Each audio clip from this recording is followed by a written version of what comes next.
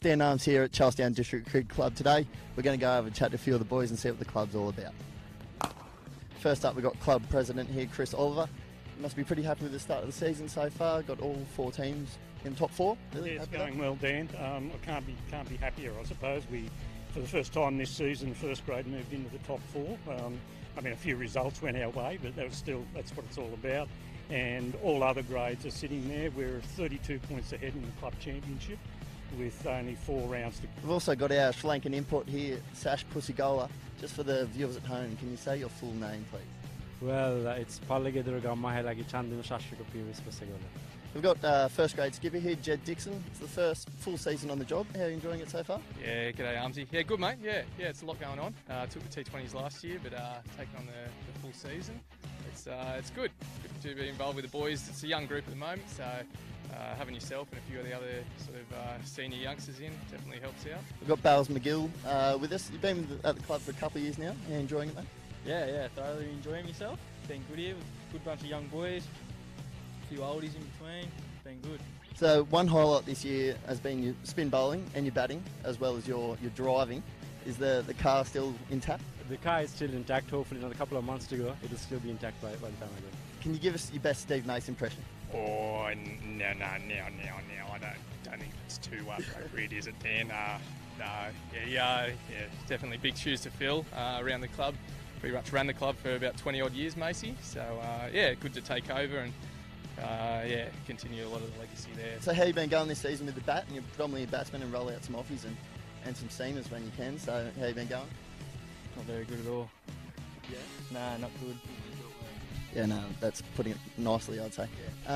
Craig Belling luncheon in a couple of weeks at Charlie Bowler, major sponsors of the club. Tell us about that. Yeah, we've been very, very fortunate to secure Craig's services. And he's going to do a dinner on the Tuesday night with the local NRL coaches, 8 of the local NRL coaches, just them and Craig will get together for a dinner. We've sponsored that, and that's also a fundraiser for us. But also then on the Wednesday the 6th at the Charlestown Bowling Club, we'll be hosting a luncheon with Craig. And Craig Hamilton, our local identity, will be the MC on that day. So it should be a good one. If you're interested at all, make sure you ring the bowling club and get a ticket along. It'll be a great day. I'm sure after the game we'll head over to the Commonwealth and have a couple of beers. Hopefully winning beers always tastes better. So yeah, thanks for chatting with us, mate, and see you tomorrow. No worries, Armsy. Cheers, mate. Thank you.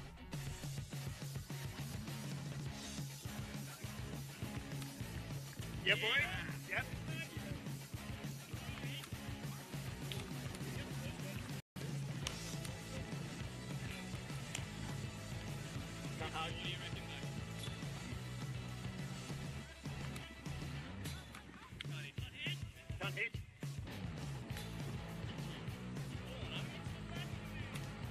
Yeah.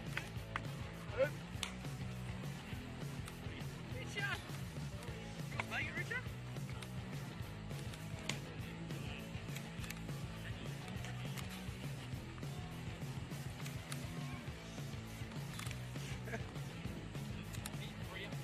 Yeah.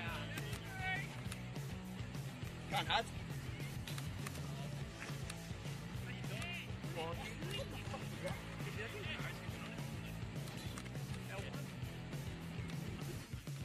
Yeah. Bring it home. Oh. Stand it up. Stand up straight.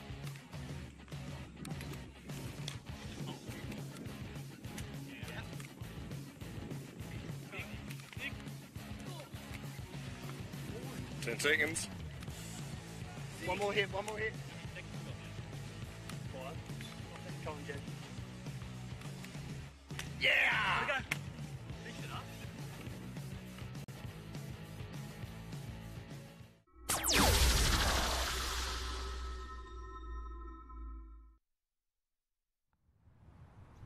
Hello everybody and welcome to Newcastle's #1 sports ground right in the centre of town here in beautiful Newcastle. It's a bit overcast, it's a bit windy, but conditions are right for cricket.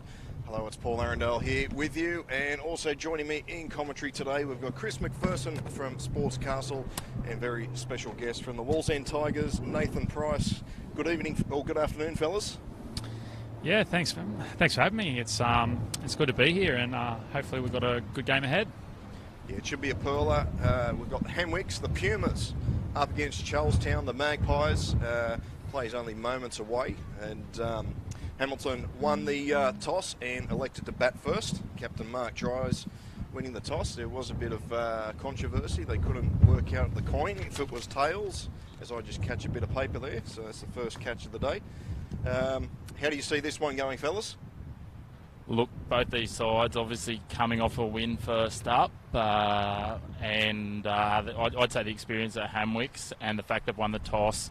The stats show that over I think it's the last 12 games, 10 sides that have batted first have gone on to win. So I'd certainly think, conditions being what they are, Hamwicks will certainly be favourites. Is that the commentator's curse there? First one for the day? Yeah, I'm pretty good at that. We showed that last week in a few of the games, and Nathan himself was a victim to the commentator's curse yesterday with Benny Homer calling him onto 100, and he fell the next over at the game at Passmore. Well, only time will tell. Nathan, how do you see this one panning out? Yeah, I tend to agree with what Chris mentioned there. I think Hamwicks are a really, really strong side. They've got real match winners in their team with the Webber brothers and Mark Dryers in their squad, so I think they'll be really hard to beat. Charlestown, on the other hand, are a really solid group, but I just think on a day like today, with Hamwicks batting first, they'll be too good. Well, we look forward to the contest. Players are only moments away from entering the field. The umpires are just out there in the centre now on the ground. And we've had some very warm weather here in Newcastle over the past fortnight. You can see, well, we saw moments ago of the outfield looking a bit dry, but the groundsmen have done a great job preparing this ground for the summer bash and also throughout the season. You can see the umpires there out in the centre. It's very windy, as you can see the pans blowing in the wind, and it'll be interesting to see if the bails stay on. So you can see the Magpies coming out onto the field. Sash Pussigola there, centre, plays for the Pandora club back in Sri Lanka. So anyone from Sri Lanka, as I say, always in the coverage, jump on Facebook, let us know where you're watching from, and hopefully we can include you in the coverage throughout this match. So the black and whites from Charlestown, just having their last moment prep talk before they get out onto the field. Hear the effects of that wind through the microphones here on the ground. It's not a hurricane, but it's pretty close to it. But with that wind, do you think, boys, it'll affect the way the batsmen, line up the ball, a bit of movement in the air? Yeah, it could do. Both batting and bowling can be difficult in these conditions with the wind up. Hitting into the wind is tough, and also bowling can be quite tricky if you have to run into a gale for a few overs, so definitely comes into play. Yeah, certainly will be. So one end will be bowling at 150k and possibly the other end at 50k, the amount of wind. Although it is sort of going across, so it could turn around. No chance of rain. Now that I've said that, it probably will bucket down in the next 5 overs. So using the pink ball, how do you find the pink ball picking that up when you're out there in the middle, Nathan? Yeah, I find the pink ball really easy to pick up. Sort of stands out quite a lot. Yeah, so I've never really had any issue with it. Yeah, so I don't see Drysy or Ben Balcom here having too much of a problem. They're the men out there in the centre. Mark Dryers in jersey 2. Ben Balcom in 3.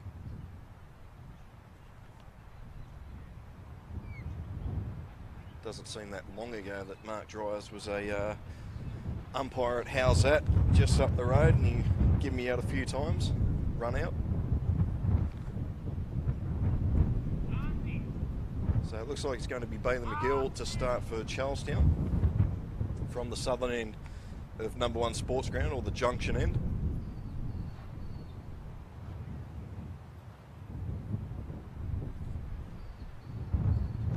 So we've got 3 on the leg side.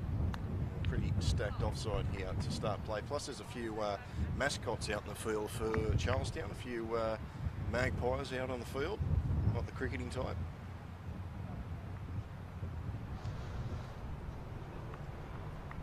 So Gill just limbers up It's the sight board just getting moved into place here at the southern end. Good work there from Dan Arms for the straight hit. Looks like we're about to get underway here in the Summer Bash here in Newcastle, thanks to Newcastle City Council.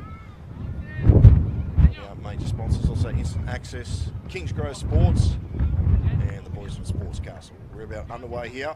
Here's the first ball. Straight into the gloves of the wicket keeper, Matt Bench.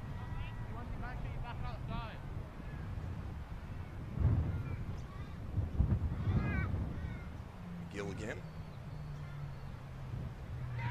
And there's an appeal for caught behind here. And the umpire is not moved. So interesting to see that one on the replay. That umpire says no. Go back to where you are. Hard to tell. Also very hard with this win for the umpires to pick up a snick. With live action, there's a drive there, straight to the man at point. Did you hear a nick down there on the sideline, boys? Just watching the replay, it kind of looked like there might have been a small edge there, so he might have got away with one. Gill again. Driving, that one has pierced the field. That's going to be 4. Nice shot over the infield. So the first run's on the board, 4 runs after 4 deliveries here at number 1 Sports Ground. There's no one out there, so pretty safe hit as they move a man back there now. Matt Richardson.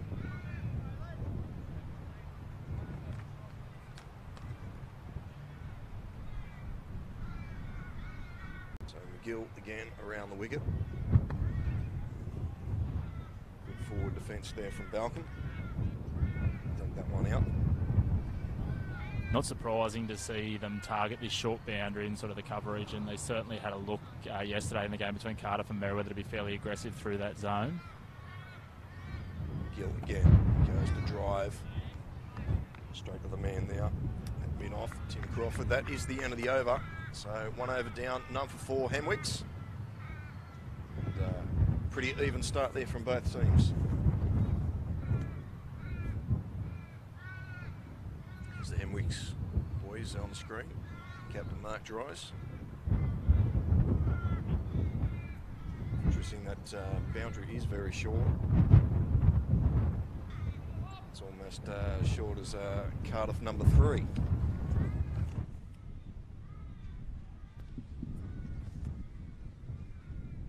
It would certainly be interesting to see. We're in a bit of a danger zone down here in the sideline commentary booth yesterday, so it'll be interesting to see if anyone can pick us out today. I'm pretty glad with Nathan's safe hands in the field that he's sitting next to me. You could fend for yourself. Well, pretty interesting. They used to have a competition like that. Hit the sign, so it could be hit the Sport Castle boys. Have you got a banner? Maybe put that up. Yeah, people have suggested I've put things in front of my face between me and the camera a few times. Not a banner usually, but yeah, we can take those suggestions on board, Paul. So second over about to get underway. Looks like it'll be number 9, Glenn Windsor. Looks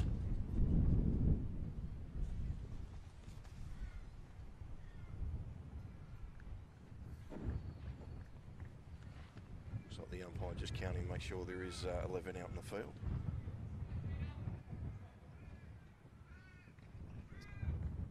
Dries on strike. Windsor coming in from the Parry Street end.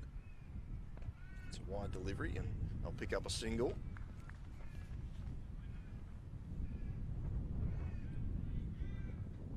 McGill down there on that far side. So Balcom takes centre.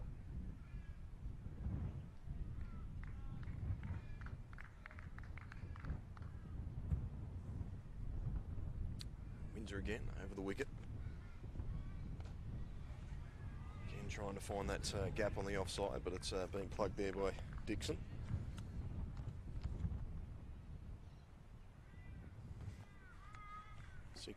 Six men on the offside here for Windsor. Only the 3 on the leg. So.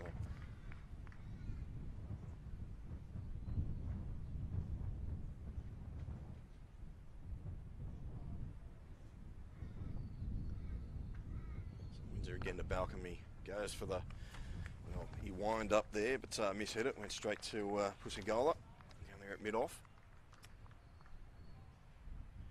Sri Lankan import.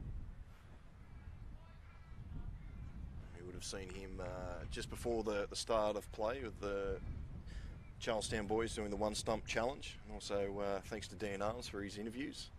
Great job yesterday. Here's Windsor in again to Balcom. One looked like it hit him on the pad. No run.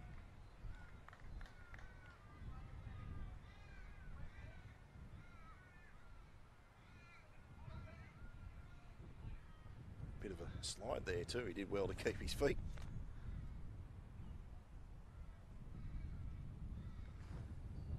So if you're watching the live stream, let us know where you're tuning in from, especially on the Bar TV Sports page.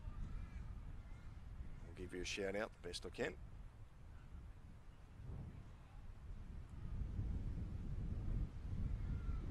There's Windsor again.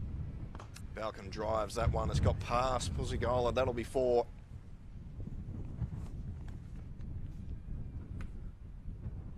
So the second boundary of the match. Hemwicks now none for 9. A nice little stroke there from Balcom.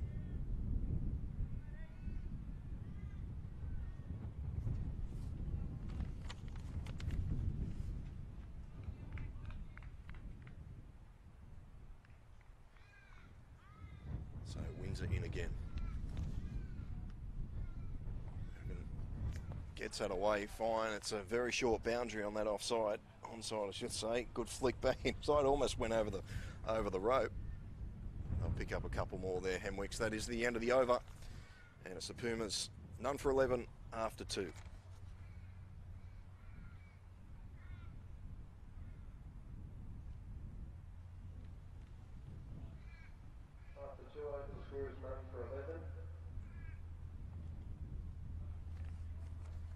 So a big shout out to Ditcher Ruitt. He's watching. He says hi.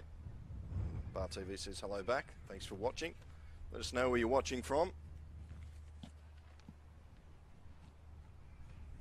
Another change of bowler, which happens a lot. It's going to be Tim Crawford on from the southern end here of number 1 Sports Ground.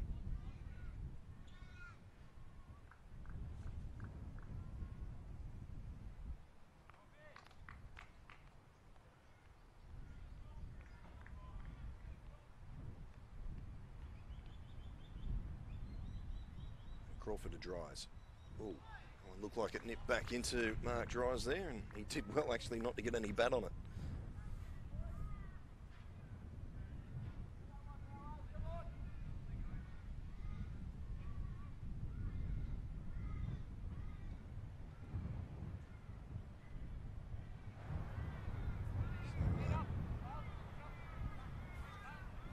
Pretty interesting start here. 3 scoring shots.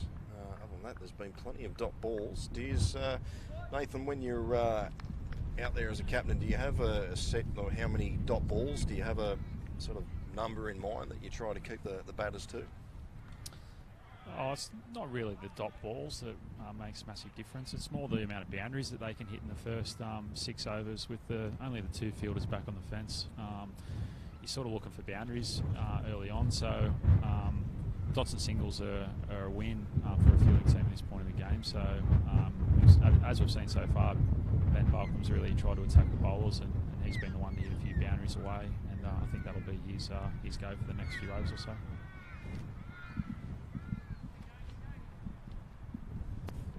So Crawford just moving his field around a touch. Balcom on strike, goes for the drive again. There's a man down there now, so they'll only pick up the single.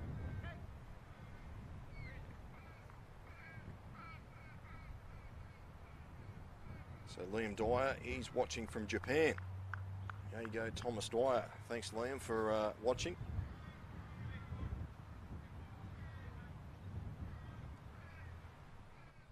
So Crawford coming in again. Oh, seems to be a spot out there just short of a length that just popped up again. It's very similar to Mark Dry's a couple of balls ago.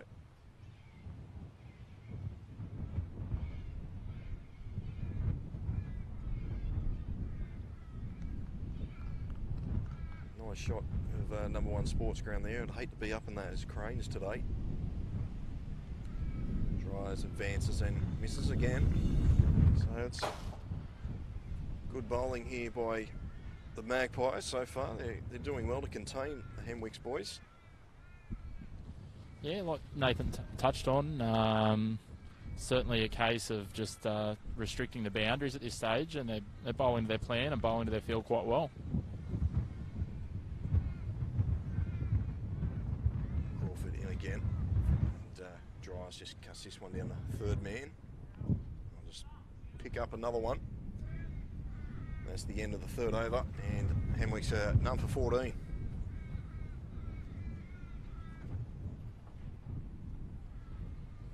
So will we have another bowling change here? Seems to be the trend in 2020 cricket. You can see that win there. It's on the hill there at number 1 sports ground.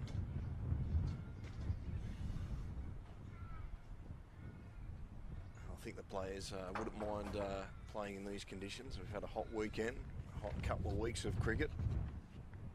Most of these boys would have knocked off work, come out of the office, out in the paddock, and luckily it's only about 26 degrees, so perfect conditions for cricket. Gibson to continue. Tries, goes for a slash. And another dot ball.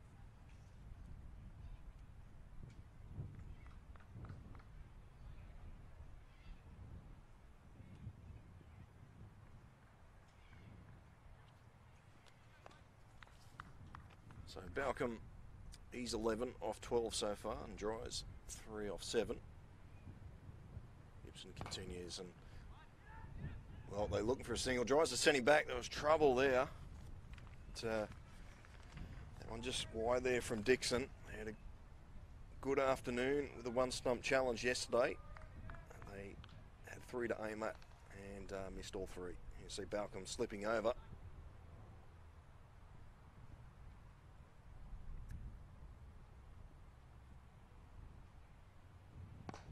He gets this one straight into the hands of the fielder there.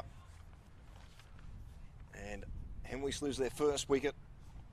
1 for 14. Dryers is gone. He seemed to be bogged down. He's just gone for the slash there and straight to the man there at mid-off. Here it is on the replay. Just couldn't get underneath it enough.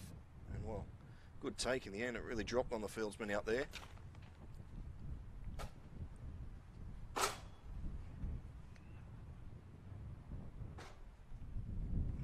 Take there by the fielder, especially in these windy conditions. And that's the end of Mark Dryers.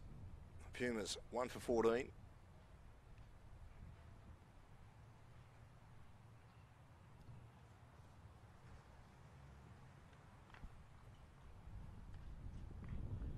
What did you make of that, boys, down there on the sideline? It's a big wicket, isn't it? He's normally super strong through the offside mark Dryers, so to get him to miss hit one and get caught at cover is a big wicket this early on in the game. 1 for 14 off 3.3. It's excellent start from Charlestown here. It certainly is. New man to the crease is Tim Stoddart.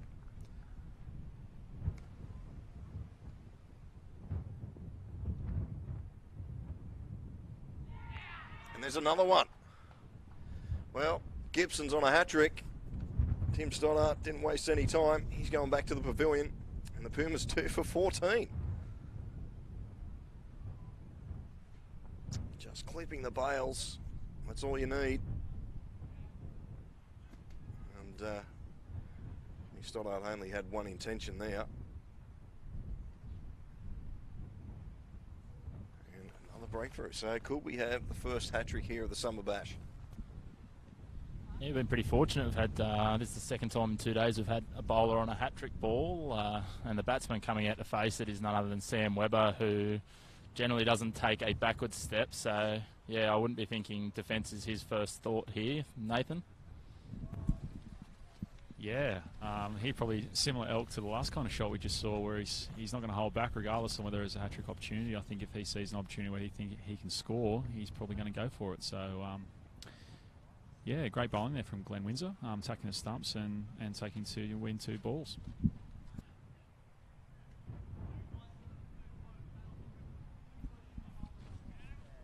He's certainly in some form as well. Nathan, you're saying he took 5 for his first grade 5 for Gordon on the weekend in Sydney first grade? Yeah, I believe he did. He took, I think, 5 for 9 off like 3 or 4 overs. Cleaned up the tail and the middle order of one of the teams they played, and they won quite comfortably. So a big effort from him first season down in Sydney to grab a 5 for straight up. So Windsor on a hat-trick. And it'll be Sam Webber to face the hat-trick ball.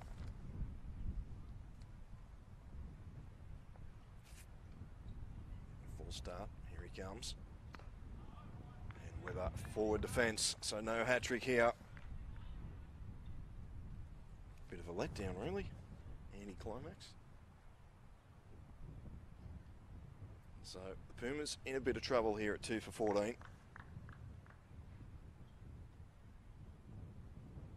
Brian Brooks, he's sent a message here on Facebook.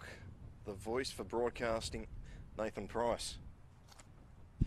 Wow, he's one to talk. So a single there, as the ball goes down to mid-off. Yeah, I think if there was an award in Newcastle cricket for a head for radio, Brooksy would be right up in the top leading pack, followed by yours truly and me. Yeah, exactly right. There'd be plenty of contenders, that's for sure. Well, that's the end of the 4th over. And Hemwicks 2 for 15.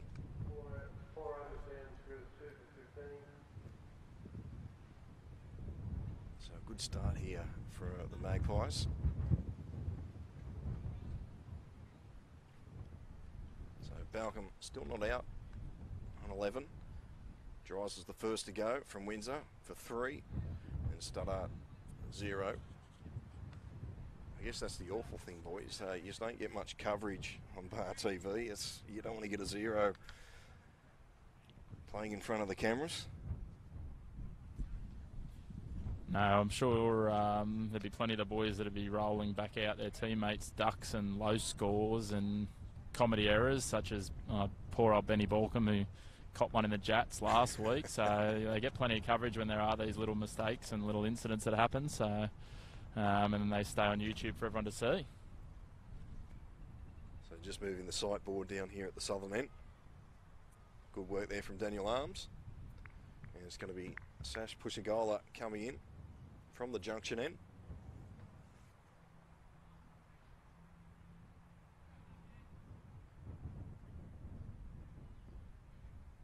Just making a few adjustments there to his field, making sure he's happy with everything.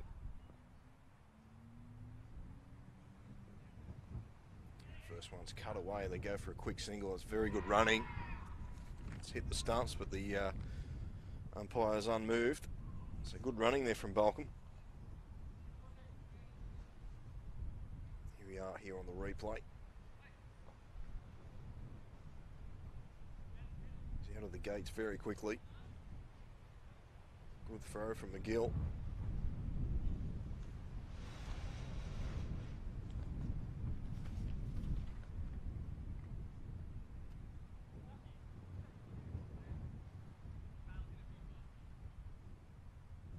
Plenty of fielding changes here.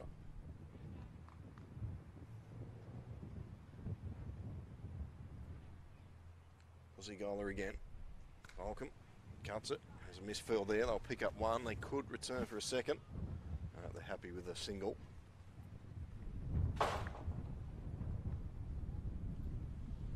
I'm certainly intrigued to watch Sash Pushagola here. I haven't seen much of him as of this point of the season, but since his entrance to the competition, been one of those strike bowlers.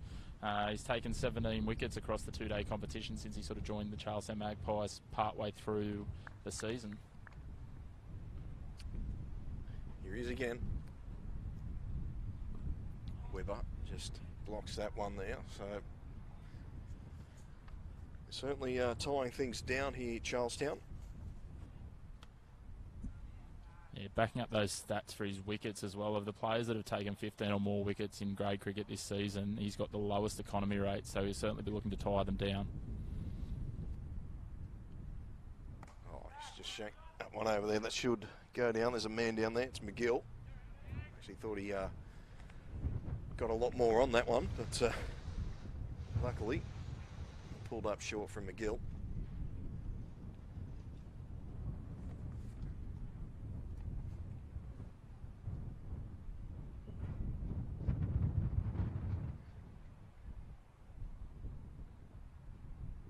Zigola to Balcom. Pick up another single there. Straight down there, Dan Arms. Down there for the straight hit. So if you're tuning in, you're just about to knock off work, well, you have, come down. There's plenty of room here at number 1 Sports Ground.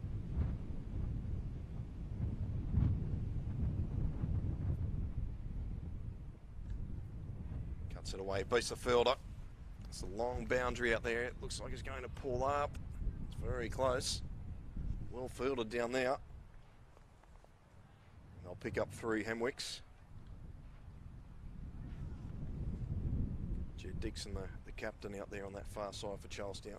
Here we are on the replay.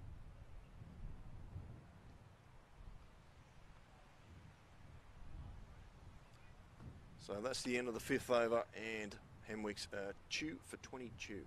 Never thought I'd get to say that on a broadcast. That line in itself is every cricket commentator's dream, so you've ticked one off the bucket list.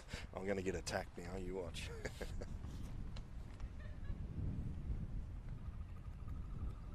So it's a very good start here for Charlestown. Yeah, I'm certain if you had offered 2 for 22 after 5 overs to Jed Dixon after he lost the toss, he would have snapped it up in no time.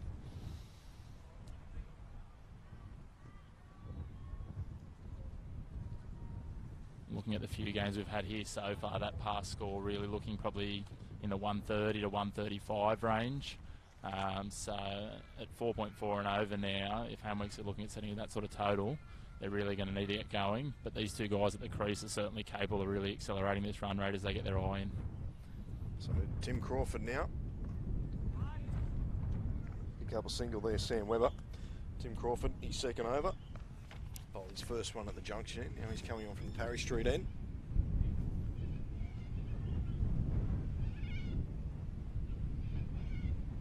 When you're chopping and changing the bowlers here in T20, do the bowlers get much of a say, Nathan, or you just tell them when they're bowling? No, not really.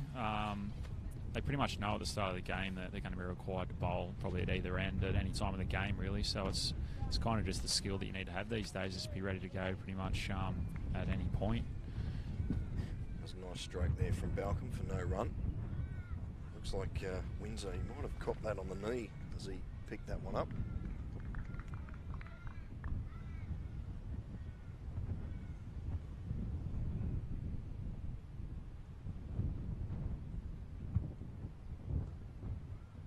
Pick up another single there. Balcom, he's looking quite comfortable out there.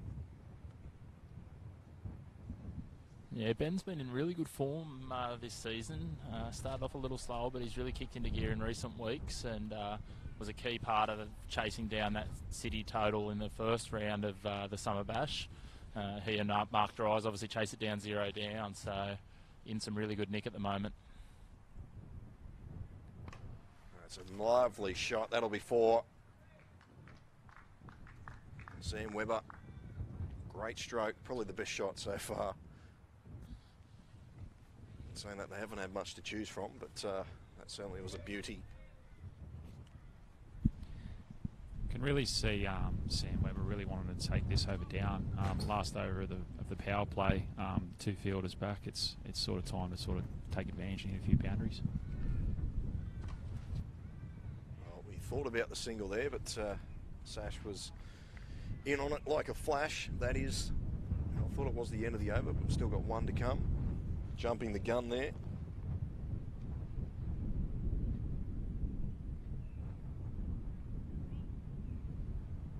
Good to see a few spectators have made their way here to number 1 Sports Ground. You can see one in the background there of that shot.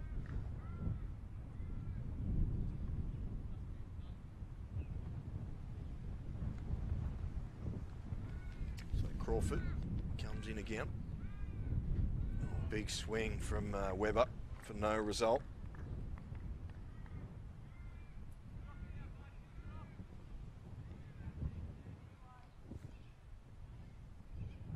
So Crawford's going to have another bowl here. Did we miss a no ball or something there, boys? I think the ball that Sam Webber carved through the covers for 4 was a front foot no ball that got called a free hit for the next ball, so that might have been the reason. Fair enough.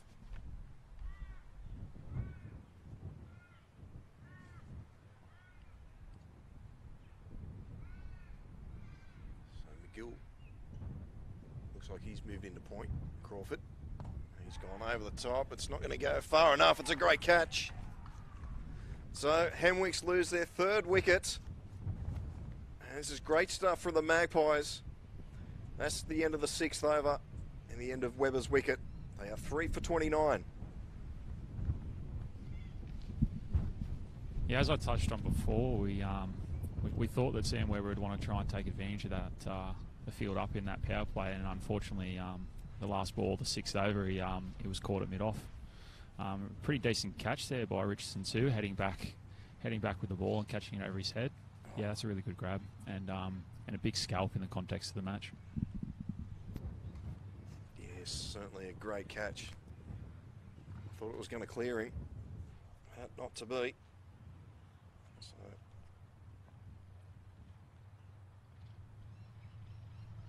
here it is again.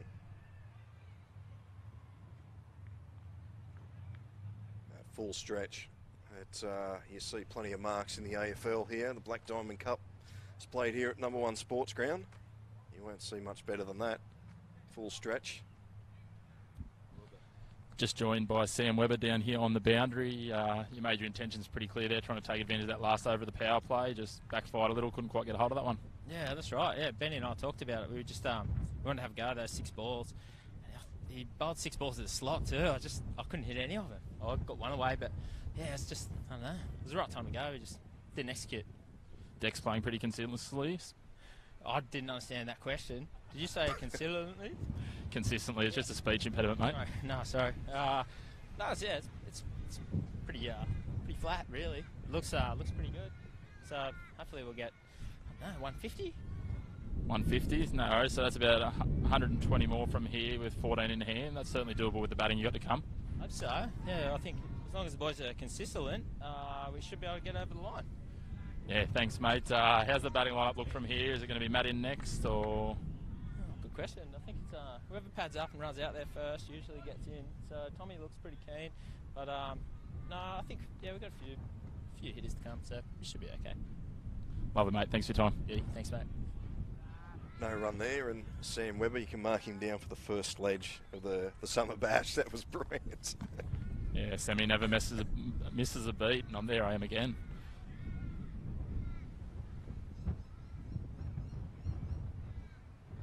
So Pussy Goal is back on again from this junction end.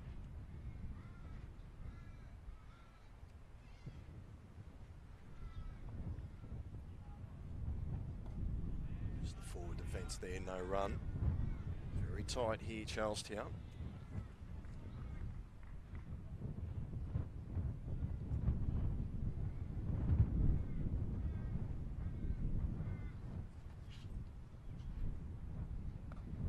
Cut down there, they'll pick up 1. They won't go for the second.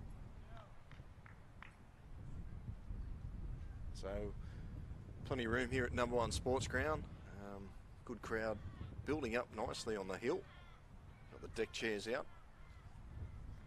We've also got a greyhound, I've just noticed, wandering around in front of the commentary position, going around towards the Sports Castle boys. Every man his dog's here. Almost. Pussy Goaler again. Forward defence.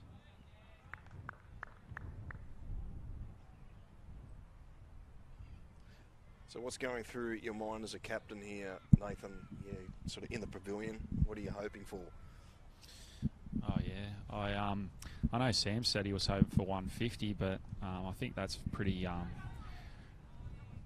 good running there. That's pretty adventurous from here, I think. I think if Hemwicks are able to get up towards that 130, 135 mark, that's probably a decent result from here, and they'll consider themselves well in the game. Here's a replay here of this attempted run out.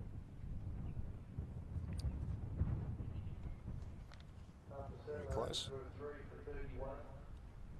So 3 for 31 here after 7 overs. There's a few of the spectators there on the hill.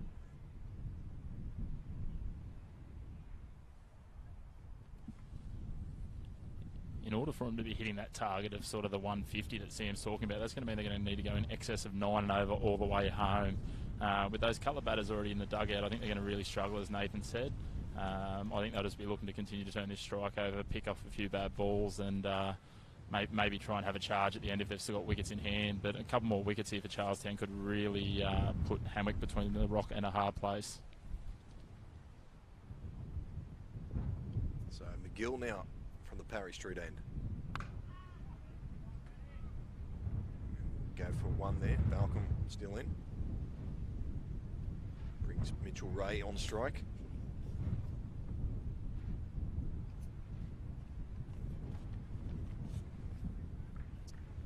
So that takes Balcom along to 16. McGill again. Looking for a single, but it's been cut off there.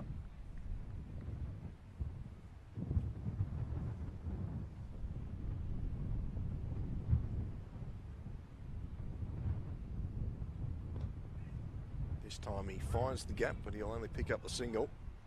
And coming in off the boundary, Windsor.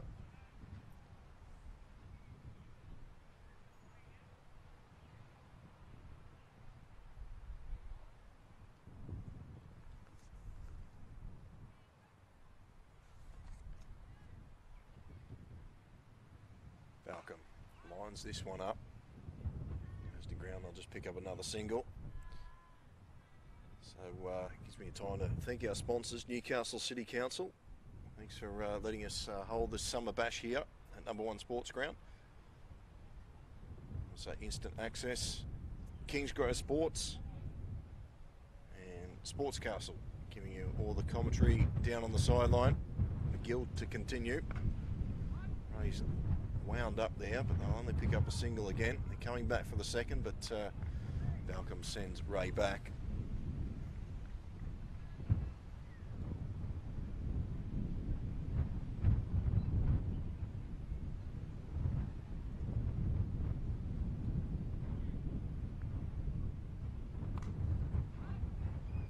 Another single down there. The fielder's getting plenty of work down there on that boundary. That's the end of the 8th over, and it's the Pumas 3 for 36 here at Number 1 Sports Ground.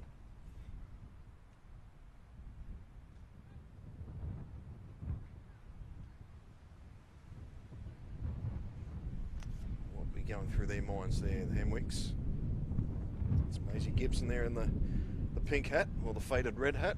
You'll see her in action possibly later on in this innings.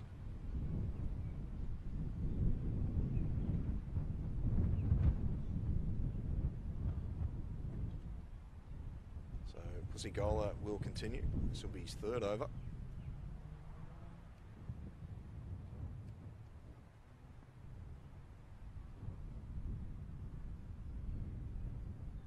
Two overs, none for 9 so far. Pusigola. Balcom tries to pierce the field there. He will only pick up the single.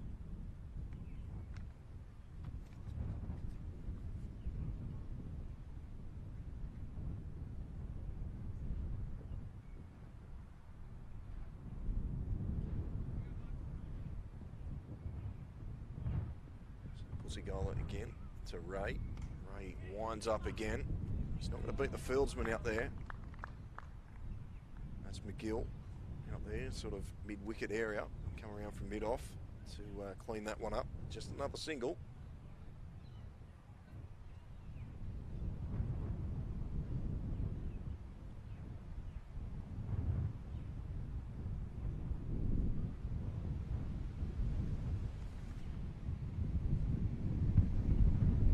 Balcom walks forward at that one. He'll pick up a single. Arms is coming in off the rope. Ray was looking for 2, but Balcom sent him back.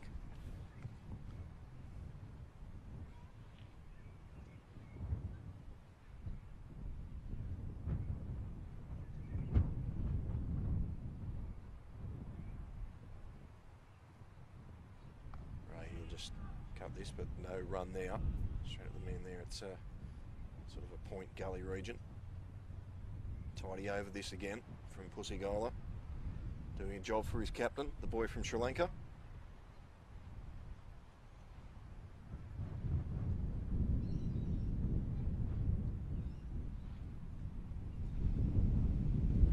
Ray winds up again.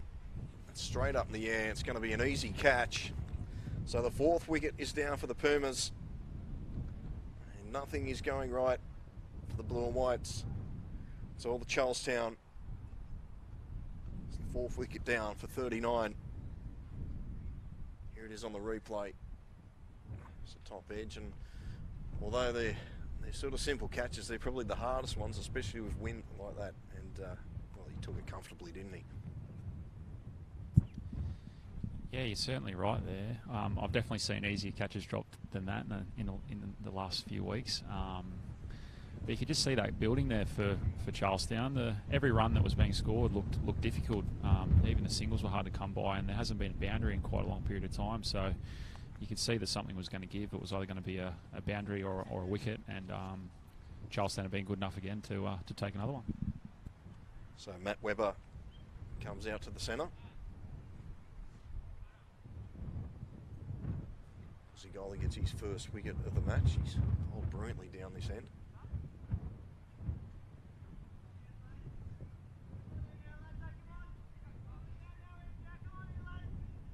Plenty of talk out there for Charlestown. Why not? You got 4 wickets.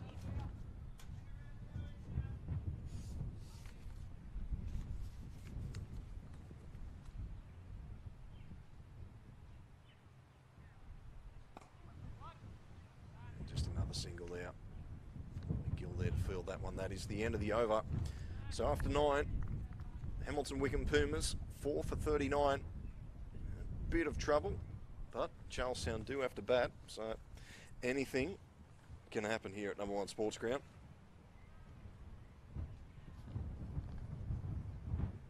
There's one of the Hemwicks players there, possibly watching the stream. If you are, give us a wave.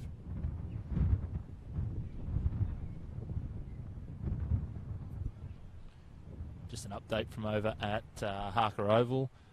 Toronto have won the toss. They're batting first, and they're 2 for 74 off their first 10 overs. So a pretty solid start there, I'd like to think. We've got Jeremy Ford and Dylan Robertson not out at the moment, so they're in a pretty strong position there.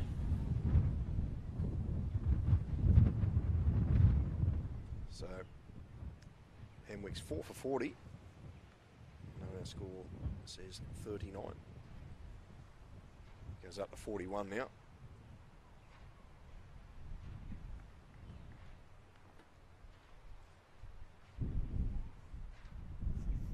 So Matt Webber on strike.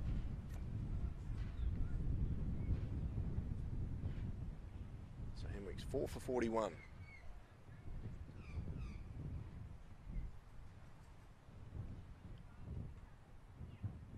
So McGill again from the Parry Street end to Webber. It's a bit short. It's cut away just for the single.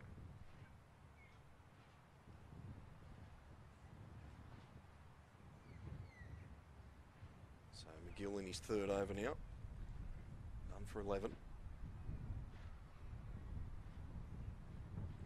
Balcom's winded up there and for no results. There's 2 men deep there on the boundary. So it would have had to have been a good hit to clear those boys down there.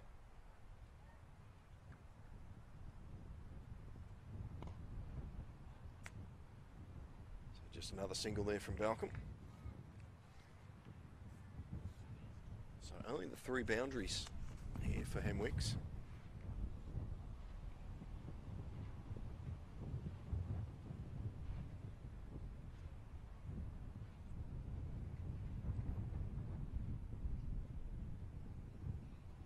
So plain a miss there from Matt Webber.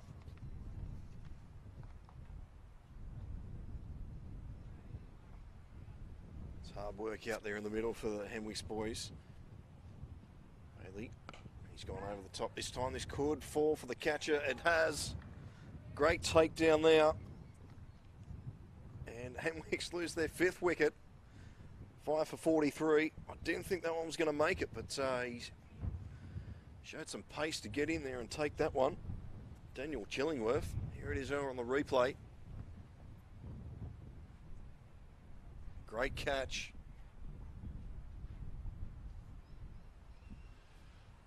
I think that just showed the toll of the Charlestown bowler starting to strangle that run rate. Matt felt the need, obviously, to go after that one a little bit when it wasn't quite there to be hit and didn't get hold of it. And obviously, Chillingworth did a lot of great work there to take that catch just above the ground. So Charlestown in the box seat. Hemwicks, can they dig themselves out of this as Tom Dwyer comes out to the middle, joins Balcombe. So 10 overs gone, and only 43 on the board.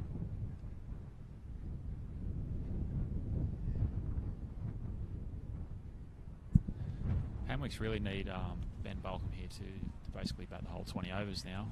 Being 5 down halfway through the dig, it's probably up to him to take this as deep as what he can and try and get them towards that, 120 mark even would be a great result at this stage. And the only way they're probably going to do that is if Ben can bat as deep as what he can and try to take advantage a little bit later on. So the man who took the catch, he's coming on from the southern end. Daniel Chillingworth. See how windy it is there on the players' shirts.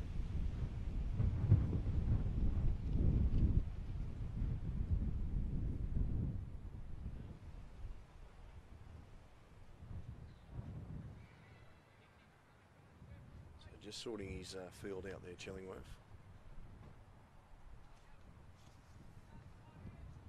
Balcombe has a little look around, 21 off 24. So Chillingworth.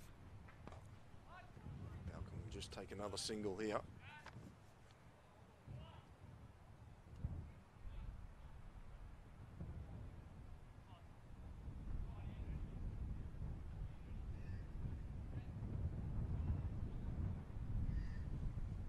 So umpire just holding up play here. As Chillingworth just makes a few more adjustments to his field.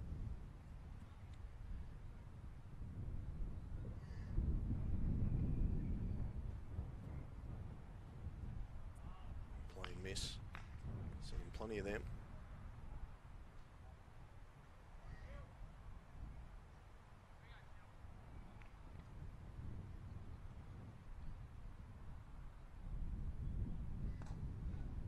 So pick up another one there, just beating McGill down there on the edge of the square.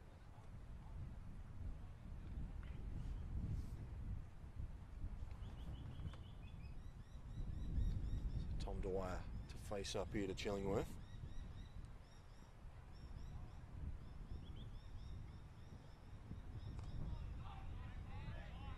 Again, another dot ball.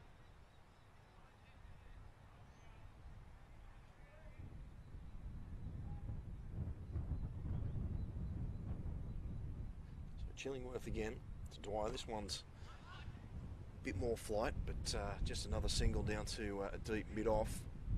So Dwyer's off the mark with that. So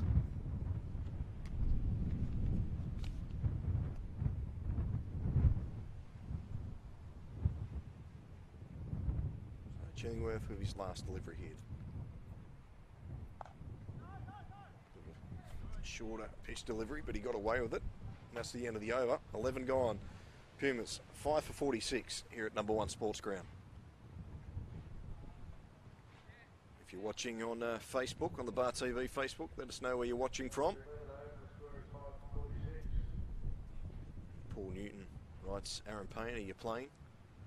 No, he's not.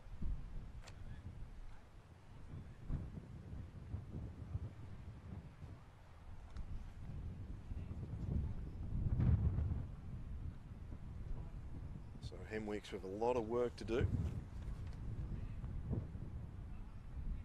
I guess at this stage they'd be just hoping to get to triple figures. 9 overs to bowl. It looks like it's going to be Windsor again. from the Parry Street end.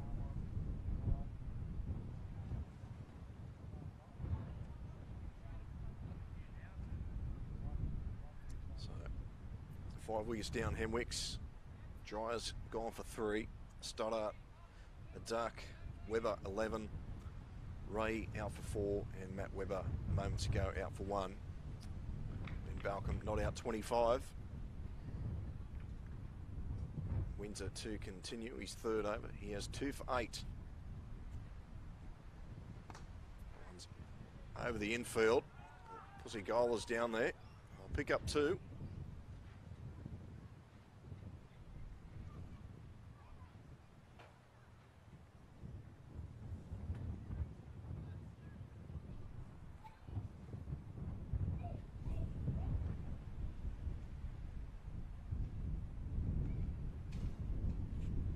So Windsor again.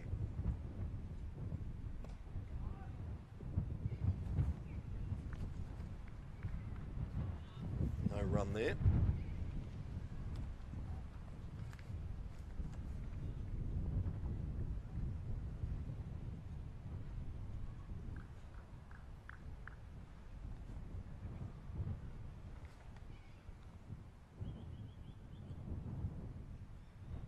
So everything's sort of held up here at the moment. No, we're all ready to go.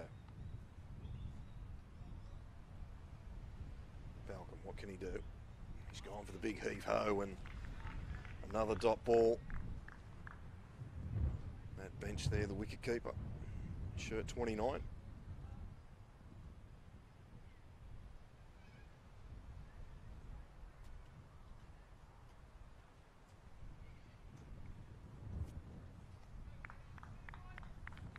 Balcombe's the man at the moment for Hemwicks.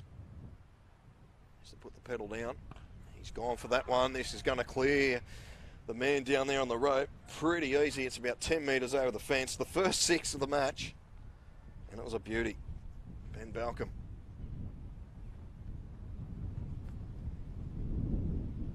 Luckily there's a spectator down there to clean that one up. Almost a lost ball. Here it is on the replay. Nice stroke.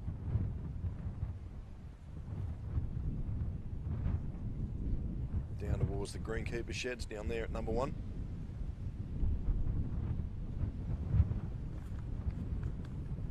So probably another dozen or so more of those would be handy.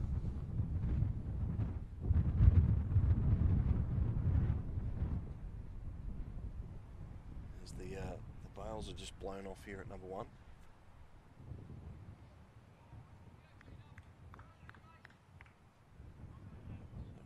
Ready to go. Windsor again. Oh, Balcombe, he's gone for that one.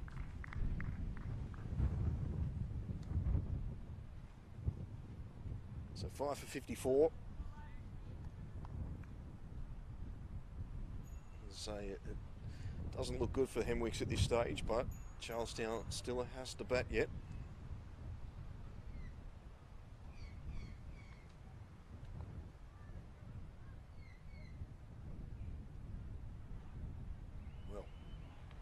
Sure what that hit there. That one didn't stay up at all. Sort of it's the end of the over. Balcombe seems a bit perplexed from that one.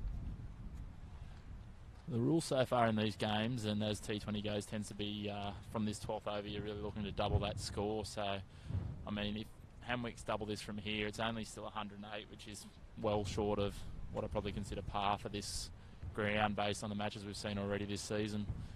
I really think, as Nathan touched on before, Ben Balcombe needs to really try to get that eye in and start finding the boundary without playing too risky a shot. It'll be Chillingworth again from the southern end. And, good fielding there from McGill. No run.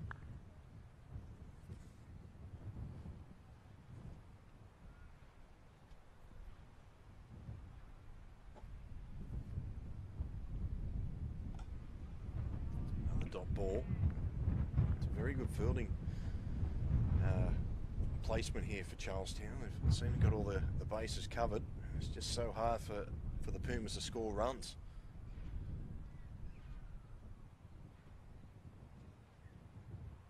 Chillingworth again. He's gone for the big one there. It's straight along the ground, arms down there on the boundary. So just another single.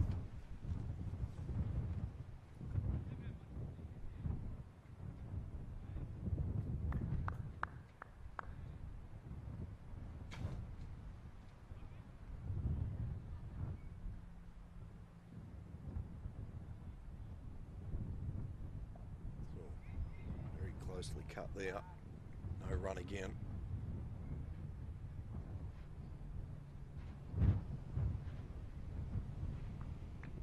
Chillingworth doing a good job here for his skipper.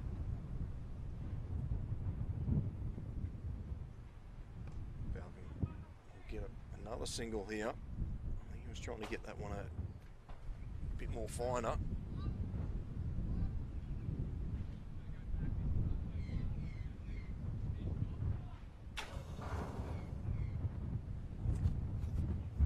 So all the fielders are coming in here for Dwyer on the offside. 3 on the rope on the offside.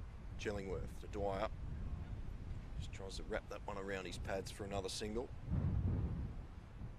And that is the end of the 13th, or the 12th over I should say. And they're 5 for 57.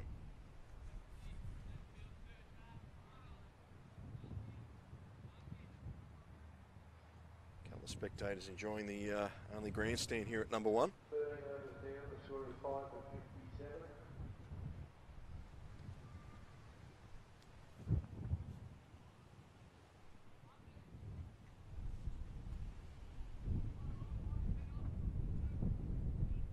Dwyer, he'll retain the strike here. He's on 3.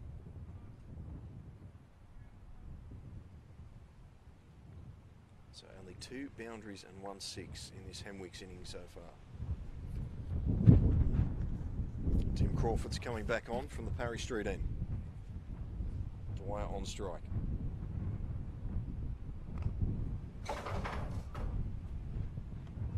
That's just a wind blowing a chair over.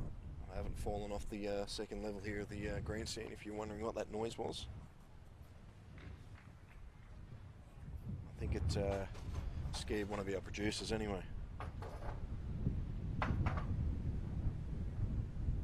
So Crawford in again. Good ball, but they'll pick up a single. They'll have to hurry. Dixon had a shy, and they're going to pick up an overthrow here. So a bit of fortune there for the Pumas. Maybe that's what they need. 5 for 61 now.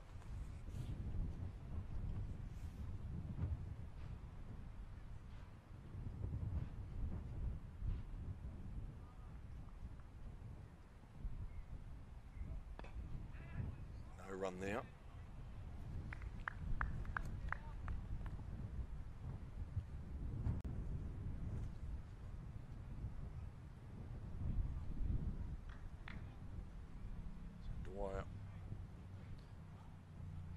Here's a chance to go into second top score here.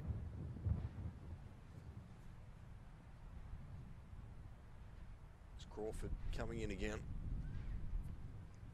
Dwyer's gone for the pull shot but couldn't get anything on it. Not a bad option. There's no one down fine on that side of the boundary. Plenty of room out there. Crawford got away with it.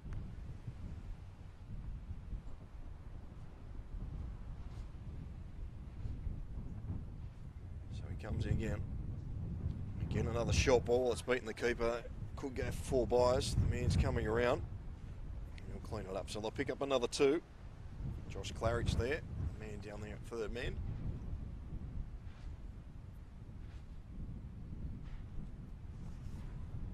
Tough one for the wicketkeeper. He's had a good game.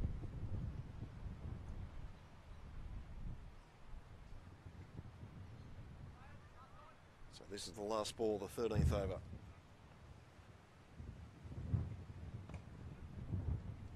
Pick up another single there. So 5 for 62. Will they make 100? Let us know on Facebook if you're watching. What do you think the score will be for the Hemwicks?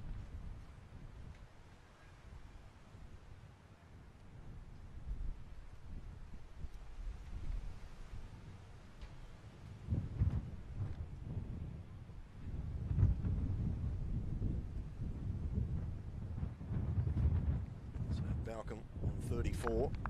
Dwyer on 8. He moves into second, or third top score, I should say. Sam Webber got 11. Chillingworth to continue from the southern end. He's got 2 overs, none for 6. Make that none for 12. No, it's a beautiful catch down there. Oh, he's put it down. Well, I've jinxed everybody there. I thought it was going for 6. Then Michael Richardson almost takes a screamer. Have a look at that on the replay. Oh, unlucky. That's a double bunger, that one. All right, joined by Mitch Ray down here. Mitch, how are you? Yeah, not too bad. That 6 has just come our way. Certainly will help the scoreline. It looks like there's another one coming here too.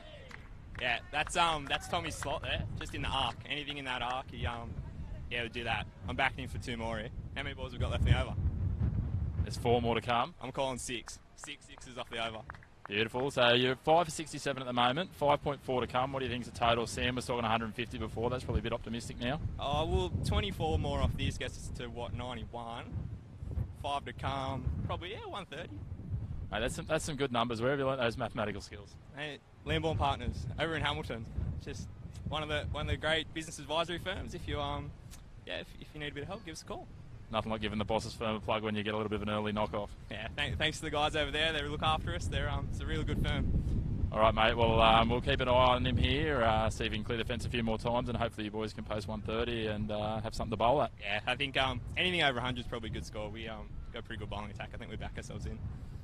Yeah, bowling attack's certainly pretty strong today, bolstered obviously by the marquee recruit. Yeah, Macy, clearly the better Gibson. So 2 Gibsons, 2 Webbers, probably going to be tough to deal with, I'd say. No worries at all. Thanks very much. Thanks, boys.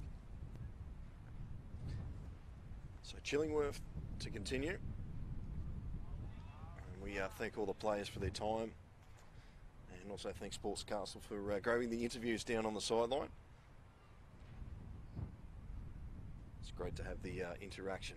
So Chillingworth in again. That one's very close. Playing a miss there from Dwyer.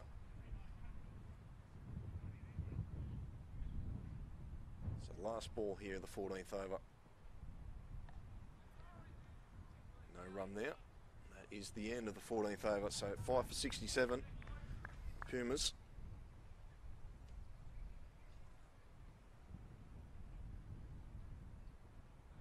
Overs down, and through 5 for 74.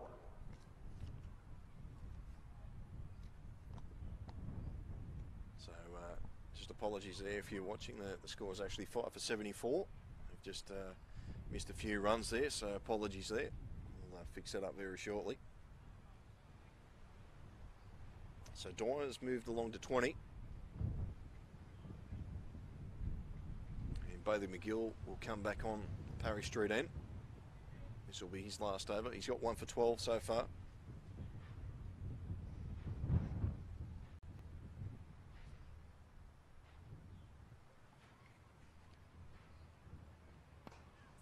Big heave-ho there. That one's going to fall short for the fielder. He's done well.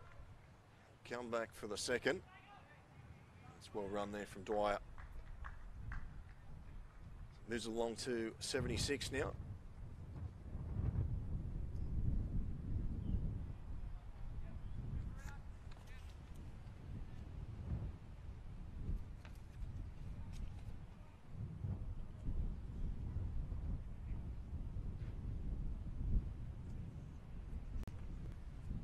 So McGill just getting things in order with the field.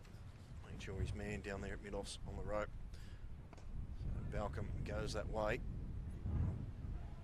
Only pick up 1.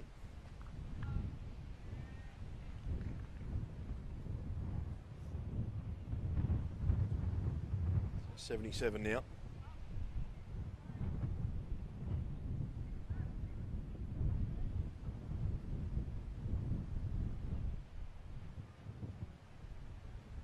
So just a few more plays. Well, now we've got a player jumping the fence to fix up the sight screen.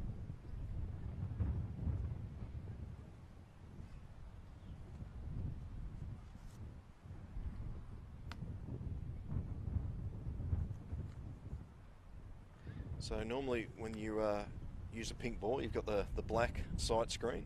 So we've got the white sight screen. Could be a bit hard if you're colourblind out there. White background on the pink ball. McGill continues. No run there. Good fielding off his own bowling. That's his 4th delivery of this over.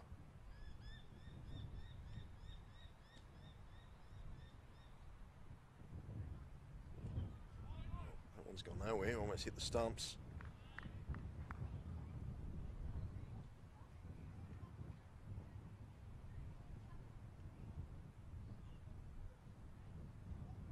Bit of a quicker ball, a bit fuller too. I'll pick up one more there. That'll be the end of the over. Oh, we've got one more to go.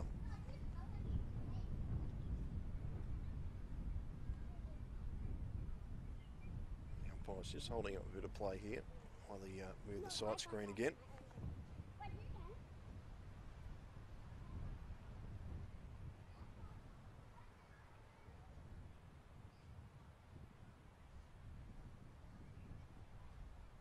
All ready to go again. Malcolm on strike. Cuts this one away. He's beaten the fielder. Going to come back for the second. No, they're not.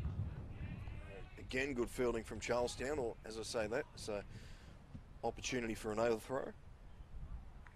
And that is the end of the 15th over. And Hamilton starting to get a bit of a wriggle on. Will they get to 100?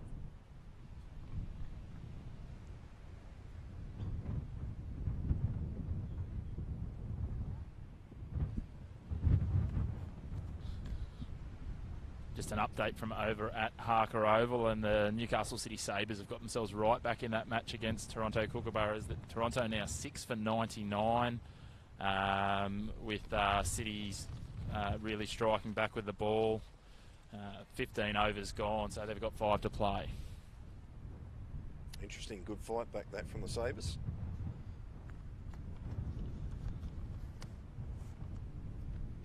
So Chillingworth again from the junction end. He's got none for 19 after 3.1 overs. That one's gone, skied up in the air. There's a man coming in from the boundary. He's going to have to work for it. It's going to fall short.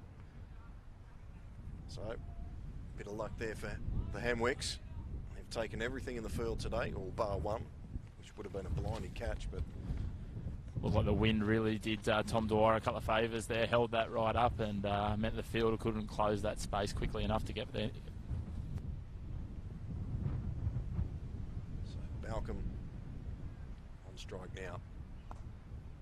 Flicks this away for another single.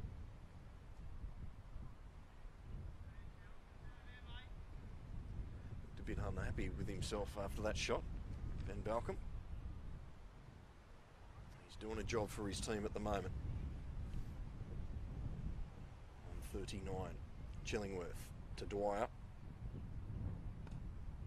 One's up again, but they'll just pick up one. Josh Claridge, the man fielding that.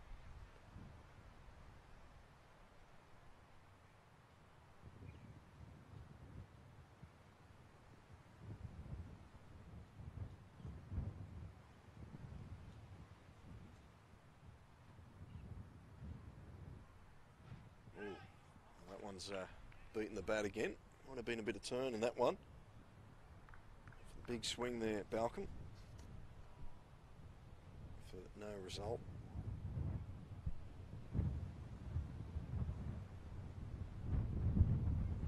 Chillingworth again. And Balcom flicks it away on the leg side again. They'll be pushing for a 2. They're going to come back for it this time. It's going to be close, but the throw is offline. So well run there from Hemwicks. That is the end of the over. That's 5 for 87. You can really see the intent in the batsman change in the last 2 or 3 overs. Dwyer was really looking to attack that short boundary with the ball spinning into him, and I could definitely see Ben Balcom trying to do the same thing from this end in this over.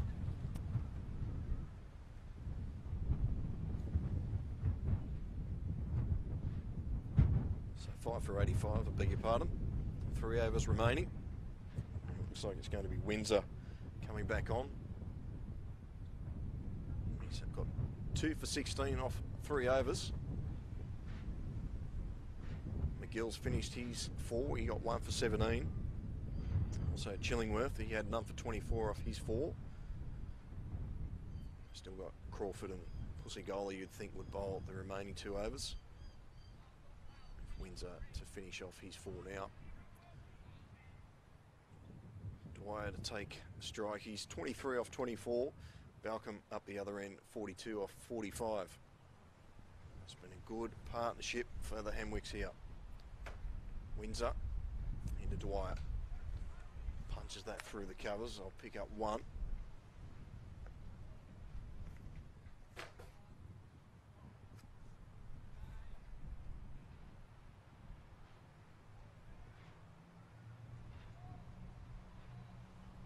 So 5 for 86. They've probably done well to get this far, Hemwicks, after the start. A very slow start.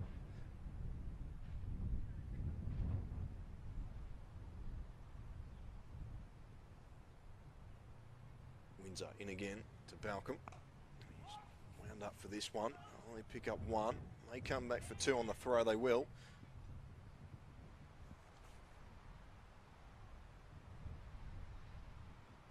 For 88. Balcombe moves along to 44.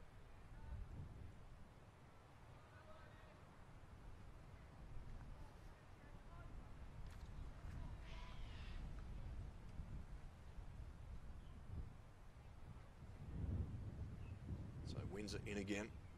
Balcombe lines this one up. He's got plenty underneath it. It's going all the way. And a drop catch there from the spectator as well. So Balcombe gets his second 6. And by my calculations, that should be his 50 as well. Maths was never my strong point.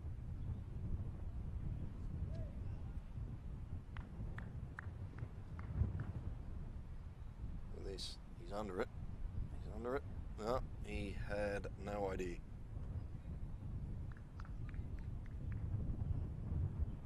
So Windsor, what's he got in return here to Balcombe?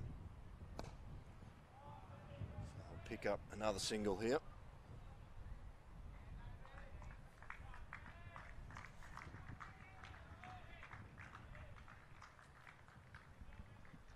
So a bit of a light applause there for Ben Balcombe as he just reached 50.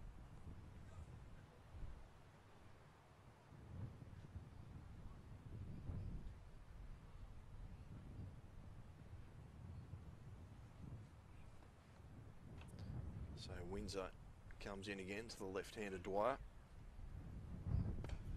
Dwyer's, straight, it's been put down by the fieldsman. And he'll pinch a run. Tim Crawford out there is the man who's put it down. That's the end of the over.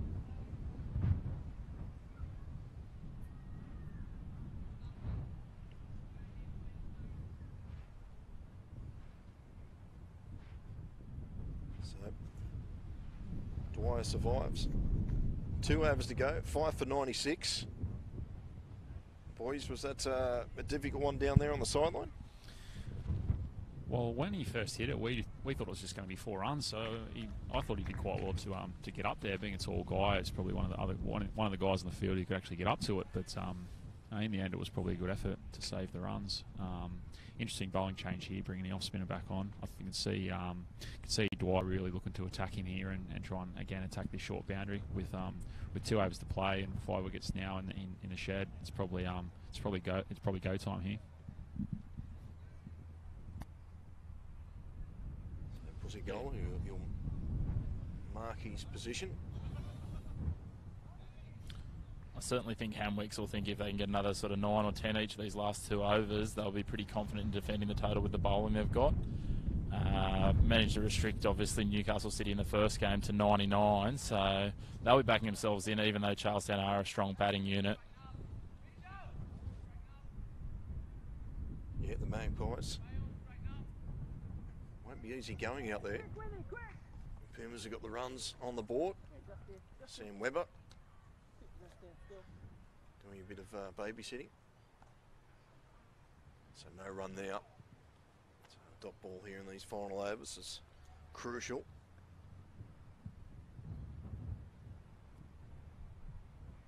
Alright, Winnie. Alright, we've got to watch Tommy hit a big one here. Pussy goal again. Around the wicket, that one's short. Tommy, that's in the slot. He's out the wide too. And wasn't put away. Yeah, watch So Tommy. a bit of fortune there for the Magpies.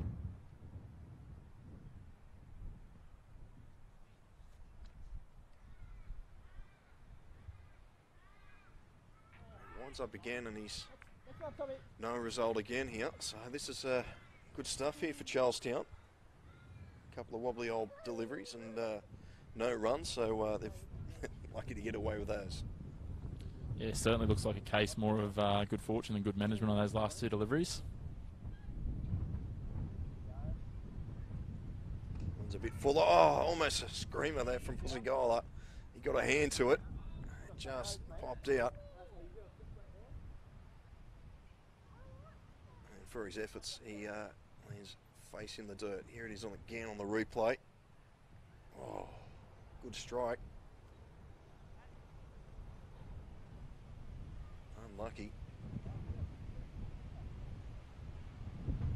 Certainly wound up. Oh, he got plenty of fingers to it. Might be stinging at the end of this innings. So coming over the wicket now, Pussy Gola to Balcom. That one's a bit short. Couldn't get it away.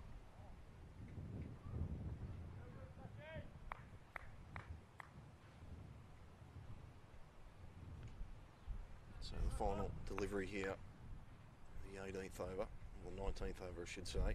Zigola in again. Again a bit short, but that one stayed very low. Did well to pick it off, Balcom. That's the end of the over. So 5 for 98. I really think that was a missed opportunity there. Sash Pusagola uncharacteristically dropped a few short, and Hemwicks obviously weren't able to take opportunity from that. And that, with their current low total, could be really costly when it comes down to the back end of their bowling innings. Yeah, certainly. So we've got the final over here. So it's going to be Tim Crawford.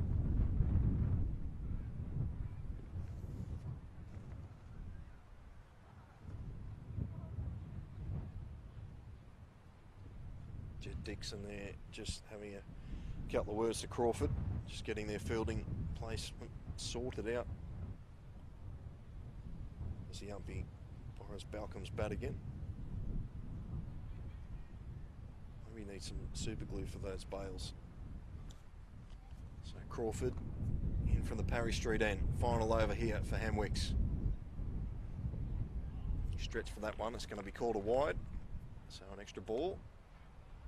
Do the Pumas. 5 for 99.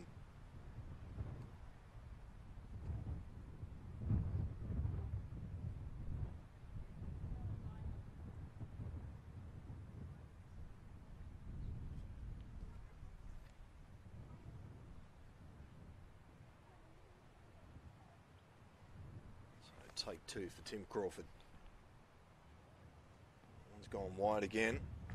So we're yet to have a start in this final over, and that's the 100 up for Hemwicks.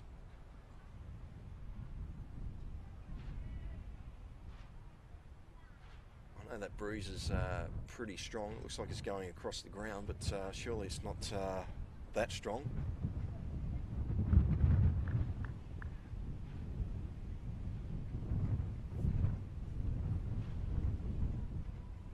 So Crawford again. Balcom's lined this one up, but there's a man there. He's going to take this one. No, he's put it down. Well, Charlestown's got the yips here the last couple of overs. They've put down a couple. Tim Crawford can't take a trick at the moment. Obviously not too happy with those first two wides and had a bit of a feedback to the umpire, and then I'm sure he's given his outfielder a bit of feedback there too. What looked like a regulation catch, and it goes to ground. Well, the bloke on the boundary, the sideline, he got closer. Balcom tries to punish them now. He'll pick up one. He slipped over there, but they're coming back for the second. That's well run there from Balcom. He's safe.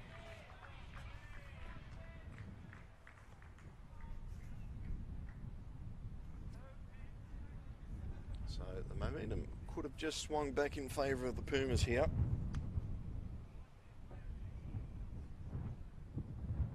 Got 100 up. It would have been the first target after the slow start. So who knows, this could be enough. Balcom, the man of the moment, as Crawford comes in again. He's lined that one up, and that one's going all the way. It's another 6 to Balcom. Just timed that beautifully. Hardly any effort at all. Here it is on the replay. Look at that. Away she goes. There's a few cars in that area. It'd be worried about getting hit. You haven't got your car parked over there, Chris?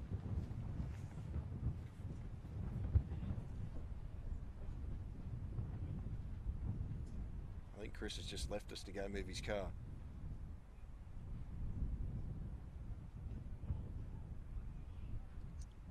So 3 balls remaining in this over. What does Crawford do here?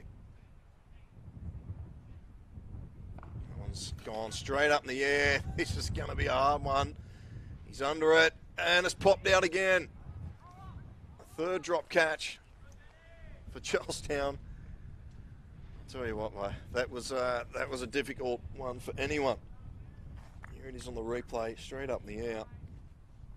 Had a mile of time to think about it.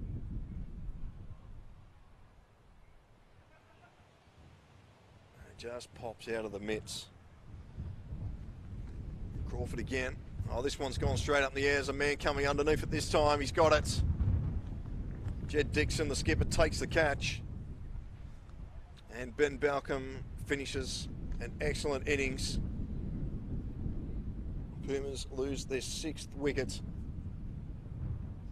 Just skied up in the air. So Ben Balcom sacrificing his wicket there. He's done well. He's got his team back in this match.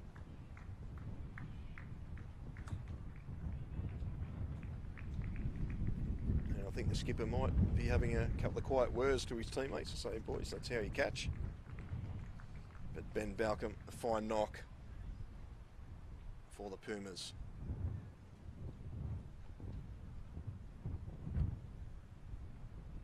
So the batsmen, they did cross, so Dwyer will be on strike for this final ball.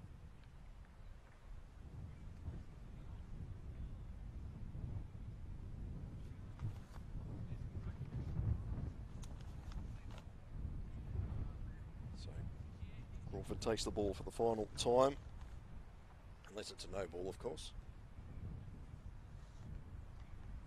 So Kane Anderson's out there, but he's not going to face a delivery. He's down the non-strikers end.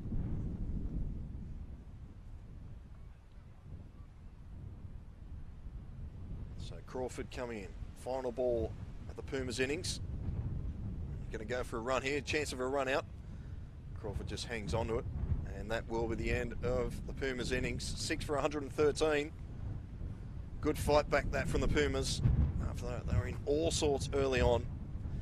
So we've got an interesting run chase coming up for you on Bar TV. We'll take a quick break and we'll come back for the change of innings very shortly.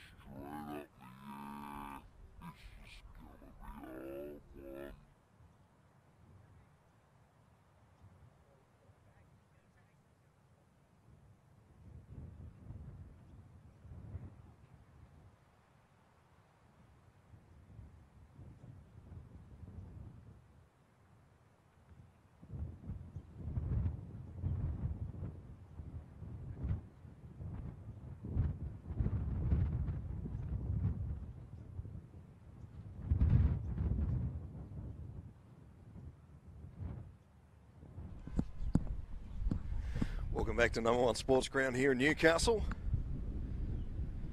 Hamilton there on screen, or Hamilton Wickham I should say, on screen. Coming out now to take the field for this second innings is also the Charlestown, the batsmen are out there as well. Apologies if I sound a bit out of breath. There's the boys from Sports Castle.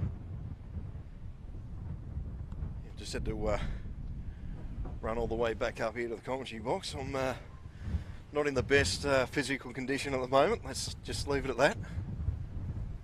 You showed a reasonable enough turn of pace getting up there, Paul. I tripped over about 5 times. So the boys out in the middle for Charlestown, Dan Arms. And also, couldn't quite pick up that number there as he's just gone off the screen. It's Tim Crawford out there with him. Yeah.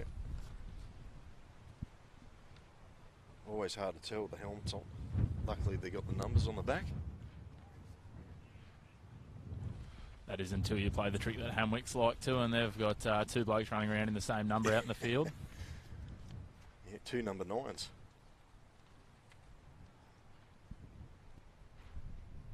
So it looks like it's going to be Webber to open the bowling.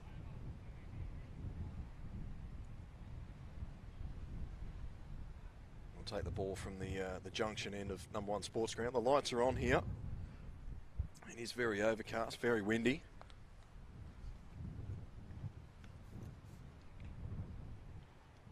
And we thank Newcastle City Council for allowing the district cricket to host these summer bash games here midweek.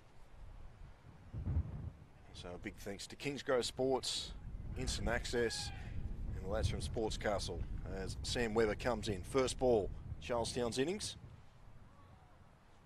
And a play and a miss there.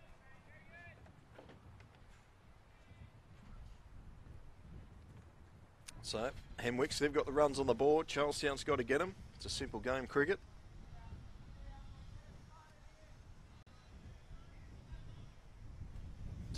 114. So Webber coming in again.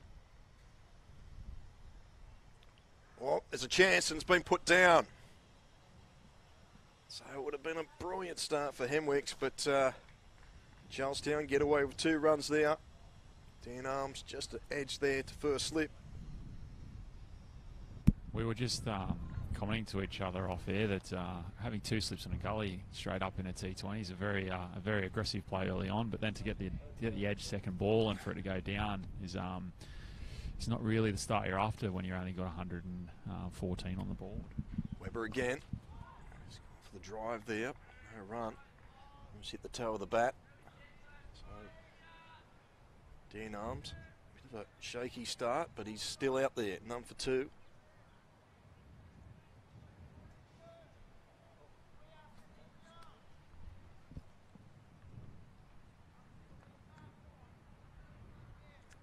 So Webber coming in again. Arms forward defence. So very attacking field here for Hemwicks here. Certainly going to be very interesting to see as the innings goes on. We've seen with the bright sunshine of the previous 4 games, as we get sort of the midpoint of this second innings, that it becomes very difficult to bat. Obviously with the already grey skies and the lights on, it could play a major factor in the second half of Charlestown's innings, making it difficult for their batsmen to pick up the pink ball. So Webber in again to Arms. He's cut that one straight to gully and good fielding. No run again.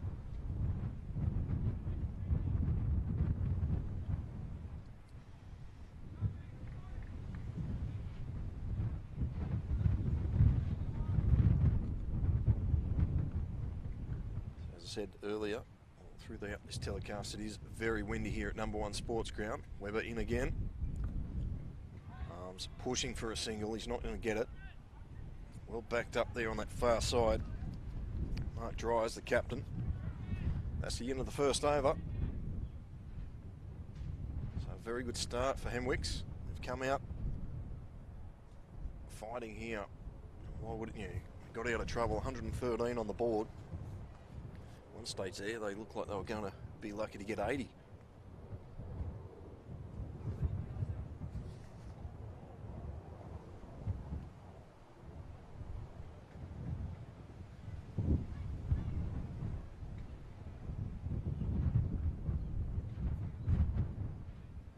So it's going to, looks like it's going to be the other Webber, Matt Webber, from the Parry Street end.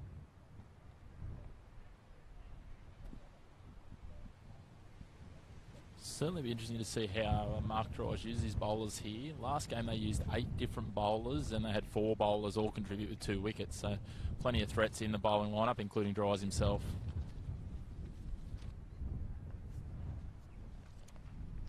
How are you going down there on the sideline? Is it nice and chilly for you?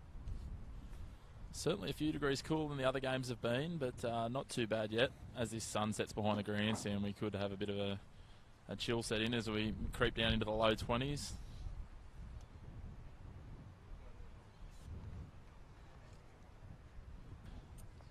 Nathan's assured me he's got his cardigan in the car, so he's set. Brilliant. Cardigan, what colour is it? Mustard? Beige, I believe. Beige.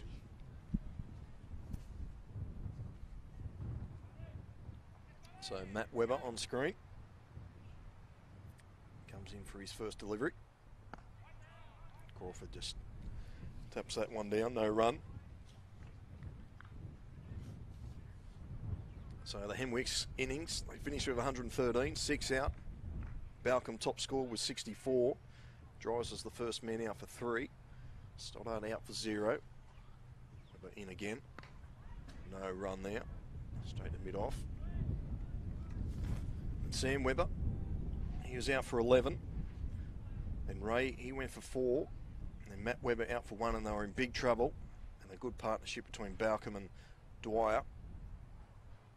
As Webber comes in again to Crawford. He's cut that away. He's beaten the fielder. It's a long boundary out there. He's going to have to do well to pull this one in. And just stop there. Good throw there from the number 12, Maisie Gibson.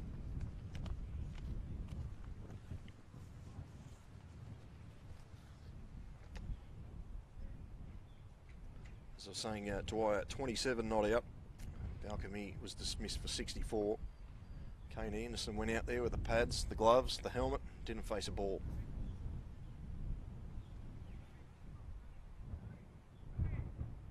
And for the bowlers, Charlestown, Windsor 2 for 27, Crawford 2 for 30, McGill 1 for 17,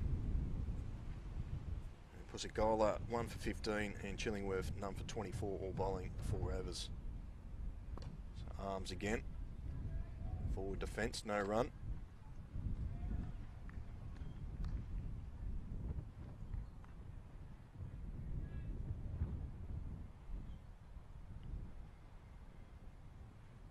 Arms, he's gone for that one. There's no one out there. I still don't think it's going to make it to the rope. They're going to come back for a third. So good running from Arms.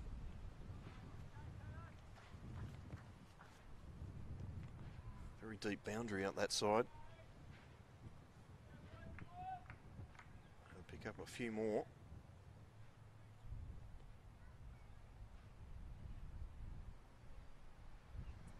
So the last delivery here of the Matt Webber over. Crawford looks for another one there, but the fielder's there. And that is the end of the over. 2 gone. Charlestown none for 7.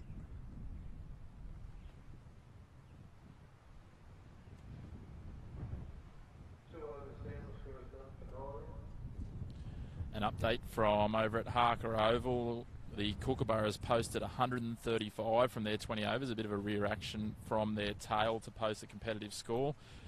Newcastle City Sabres in reply are 1 for 15 off 3 overs with Mitch Nesbitt, the man in the sheds.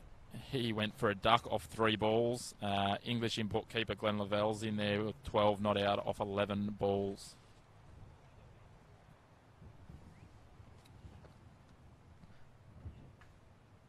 So Sam Webber coming on for his second over.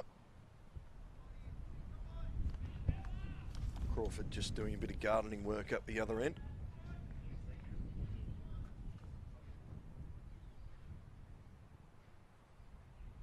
So Webber to Crawford. Crawford hits him on the pads. Bit of a half-hearted appeal there.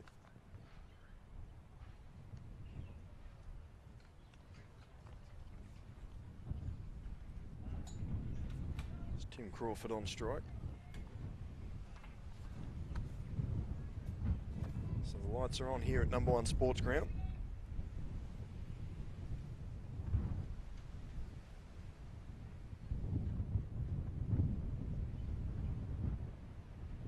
So Webber in again. Crawford ducks underneath that one. Left the bat up in the air there a little bit. Always danger of the ball clipping the bat on the way through, but not on this time.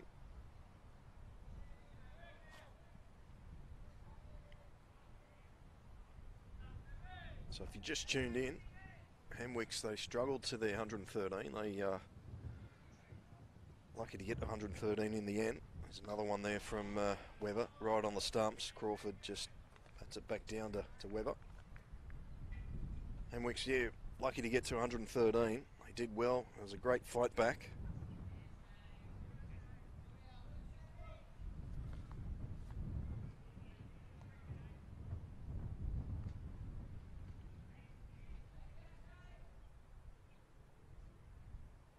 So Webber into Crawford. Still no run there. It's Kane Anderson.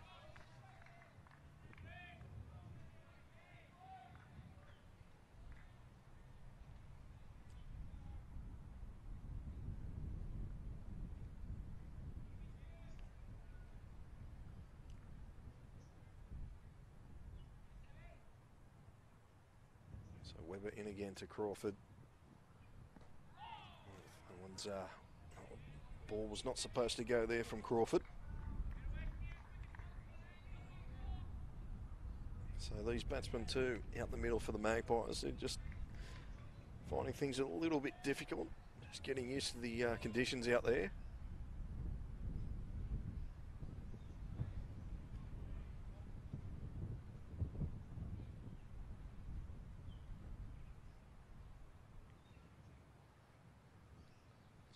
again to Crawford. This one's pitched up a bit. They'll pinch one.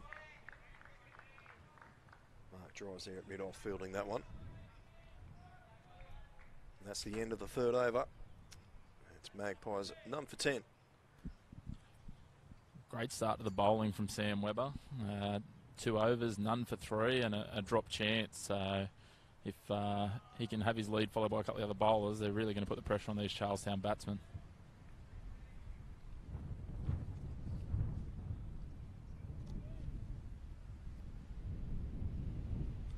So Crawford will take the strike here.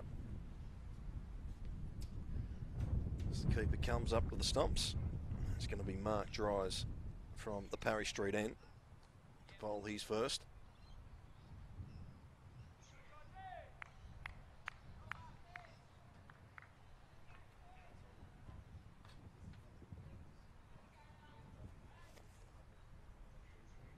So Dries in to Crawford. This one's gone straight up in the air. There's a man down there. I don't think it's going to carry, is it? It's just popped out there from Anderson. It's a good effort. Would have been a dream start to Dries' spell, but not to be. Crawford survives that one.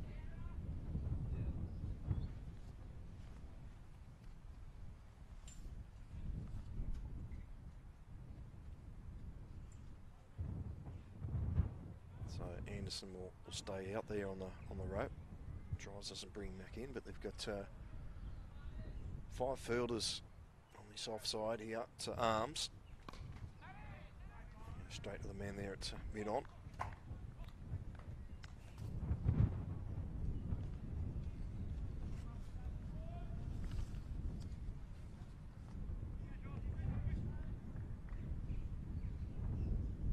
So Dries in again to Arms. Arms has gone for it. He gone straight to the fielder. Just miscued that one a little.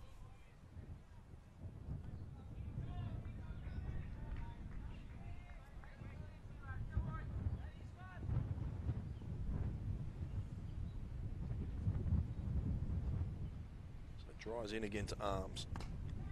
Arms is not sure if that was another miscued shot. They've picked up a single for it anyway.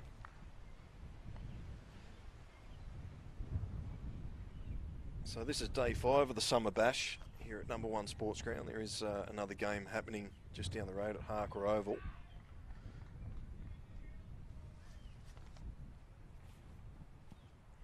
Dries in again to Crawford. Oh, I think we've got a falcon there.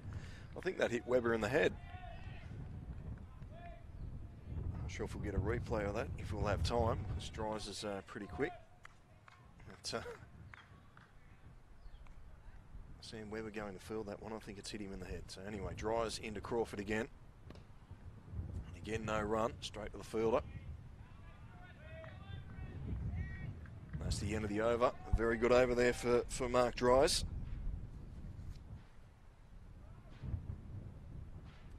After 4 overs, the score is none for 12. You probably heard that from the ground announcer, none for 12.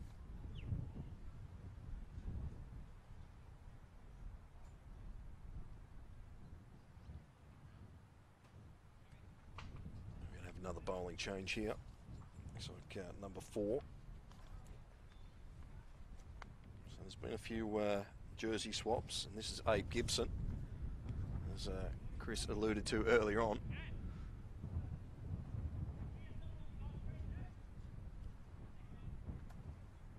So both batsmen on 6.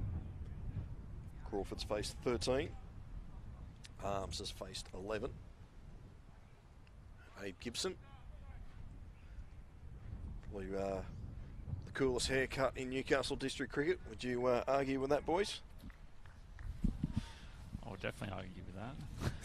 Stinker, personally, but that's fair enough.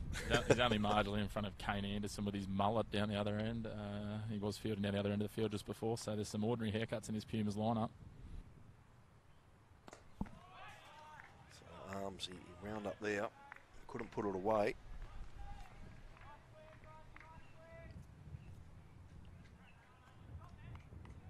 So Gibson in again to Arms. He's gone underneath this one. Arms is going to clear the fielder. And that's the first 6 of the Magpies innings. just leant back on that one, and he cleared the rope fairly easy, Daniel Arms, with that one. Bit of a momentum change of that. The first 4 overs were pretty solid there from Hamwicks, and there's just a couple of freebies there the first couple of balls, and if he isn't careful here, Dan Arms could take advantage of this over and really get the Magpies back on the front foot and well in front of the run rate again.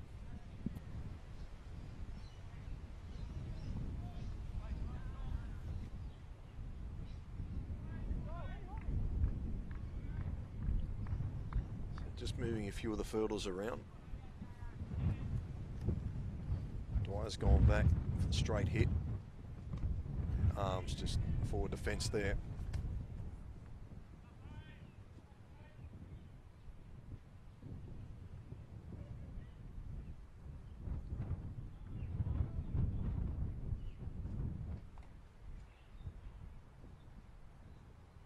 He's gone for it again, Arms. He hasn't got underneath it this time. And a simple catch there. First wicket falls for the Magpies. Daniel Arms is on his way back to the pavilion. As the Magpies 1 for 18. And a good comeback there from Abe Gibson. Bit of a top edge there from Daniel Arms. Pretty simple take there in the end.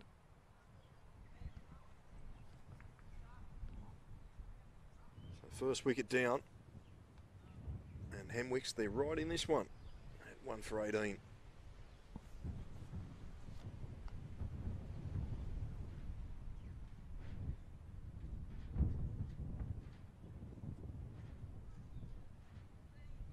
So the new batsman out there in jersey 27 is Luke Hitchcock.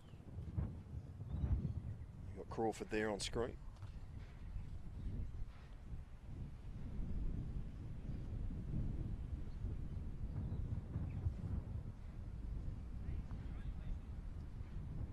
So the pressure just on the Magpies here, just a little bit.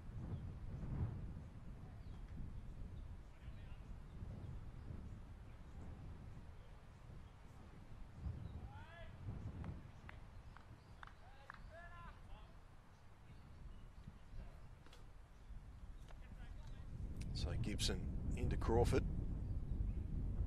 And that one's gone straight over the bowler's head. The fielder's got a bit of work to do, but they'll cut it off. And only the single there, so that's good fielding there from Sam Webber. He did well to get around.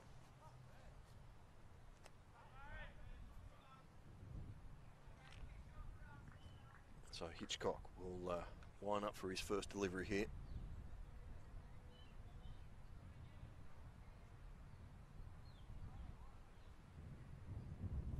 Gibson in. And just a defensive play there, so that is the end of the over. As the Magpies at 1 for 19 after 5 overs here at number 1 Sports Ground here in Newcastle. This is the Summer Bash of the Newcastle District Cricket. Big thanks to our sponsors, Newcastle City Council, so Kingsgrove Sports, Instant Access, and of course Sports Castle, doing a great job down on the sideline. We're going to cross to Chris right now. Yeah, joined by Daniel Arms, the Charlestown opener here.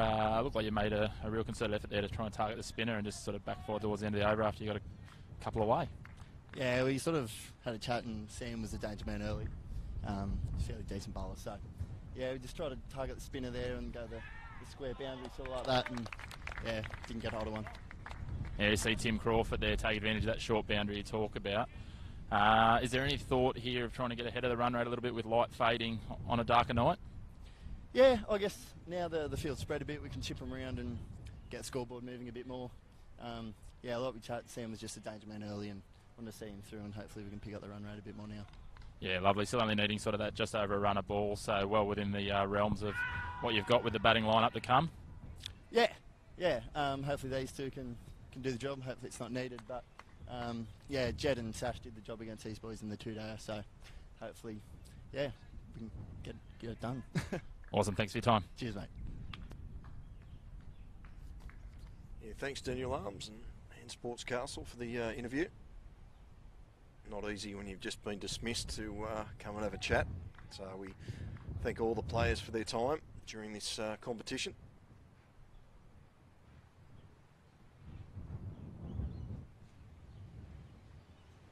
Oh, that's just cleaned him up. Dryers takes the second wicket, and Hitchcock is on his way back to the pavilion. Not sure if that one stayed a little low, but doesn't really matter. It's all over. There it is on the replay. Just going back there and takes out middle peg.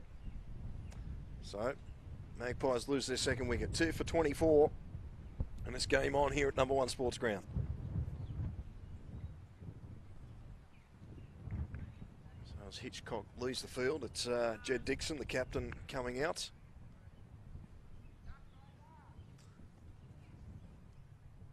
Although you're a little bit ahead on the run rate, the Magpies, it's pretty even, pretty similar start to the way Hemwicks started their innings. Now it's up to Dixon and Crawford to turn things around for the Magpies.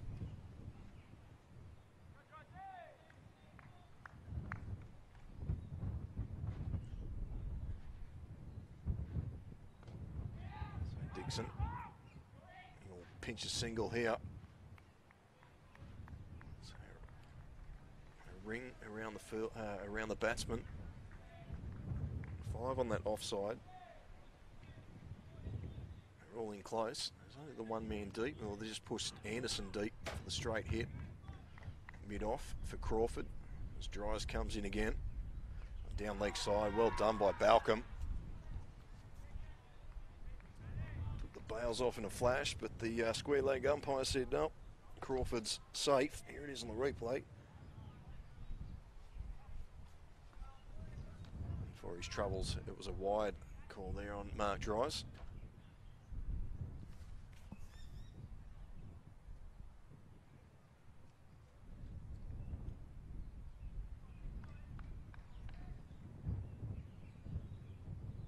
So Dryers in again to Crawford.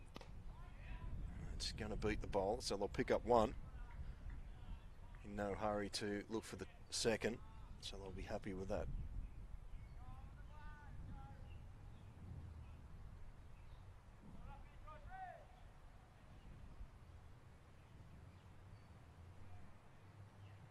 So 1 delivery remaining. And this Dryers over. Dixon on strike. Getting in towards the pads, and they'll pick up another single. And that is the end of the over. 6 gone for the Magpies, and they are 2 for 28 here at number 1 Sports Ground. A couple of spectators coming here and enjoying the view on in the grandstand. It's a pretty decent turnout considering obviously the grey skies might have some threat of rain and the cooler temperatures. It's good to see a few supporters getting here both on the hill and in the grandstand. Yeah, just about to mention that. I haven't been to every Summer Bash game, but Chris, you have. Is this the biggest crowd that's been here so far? Oh, I think this one would be up there with probably that Waratah game. So it's obviously the Wednesday night, so I'm guessing they're coming in to see you commentate, Paul. Must be. They come to the ground, they don't have to listen to me. That's what it is. So we've got Maisie Gibson coming on for the Hemwicks here. Fresh off a WBBL season with the Sydney Thunder. They lost out last weekend on the last ball of the semi-final and missed out on the final. It'll be this weekend. So she's been playing at a reasonably decent level, and it'll be interesting to see what she can deliver here. Bowl spin, and this short boundary is certainly going to be a threat. So Dixon will face up here to Maisie Gibson's first ball in the Summer Bash. Tap that down to mid on for the single. So a good start from Gibson. See if she can do better than her brother. I'm sure there's some sibling rivalry there. I know there's certainly no love lost between the other brothers in their team, the Webber boys. They like to take the mickey out of each other. So, yeah, it might be interesting to see who ends up with better figures out of the Gibsons. So Crawford on strike. That one looked like it went underneath the bat there. Maybe there's a few little gremlins in this pitch, maybe. So Gibson in again to Crawford. On the end of the back of the hand. And I'll pick up another single. Down to Matt Webber.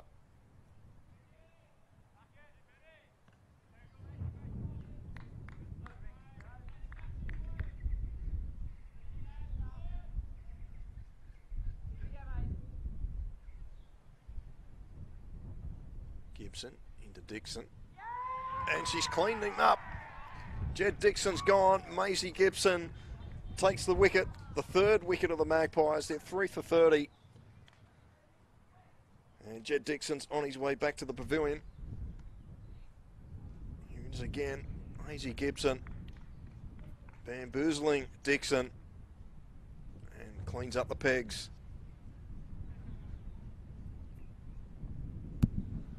Looks like it absolutely done him all ends up there. Brilliant piece of bowling. Looked like it just may have been a wrong and then spun back through the gate. So that's pretty well bowled there from Gibson, and Magpies are now 3 for 30. Yeah, good bowling change, and it is Maisie Gibson 1, Abe Gibson 0. It's a big wicket she's claimed there too. Jed's been known to be the anchor of these shorter forms for Charlestown, so a lot of pressure now falls on to obviously Tim Crawford and their Sri Lankan import Sash Pusagola. Sash has been in some good form though, as Daniel Arms touched on in our interview before, so it'll be interesting to see how he goes facing Maisie. Should be full of confidence now. So Pusagola in. Gibson. Good forward stroke that from Pusagola.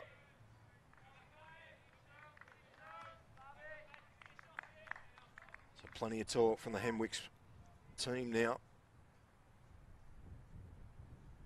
Gibson in again. Pusagola sweeps that around. There's a man out there, and I'll just pick up the single.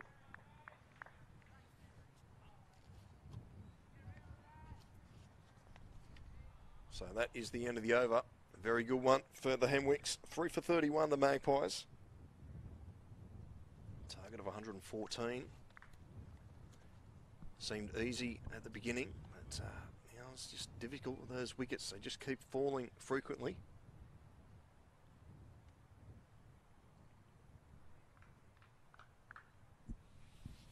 Game's very evenly poised, both sides after 7 overs, 3 for 31, so obviously the time will tell, but another wicket here or a couple of boundaries from this pair certainly swing the momentum of the match. So Mitch Casey coming in for his first over of this Hemwicks innings.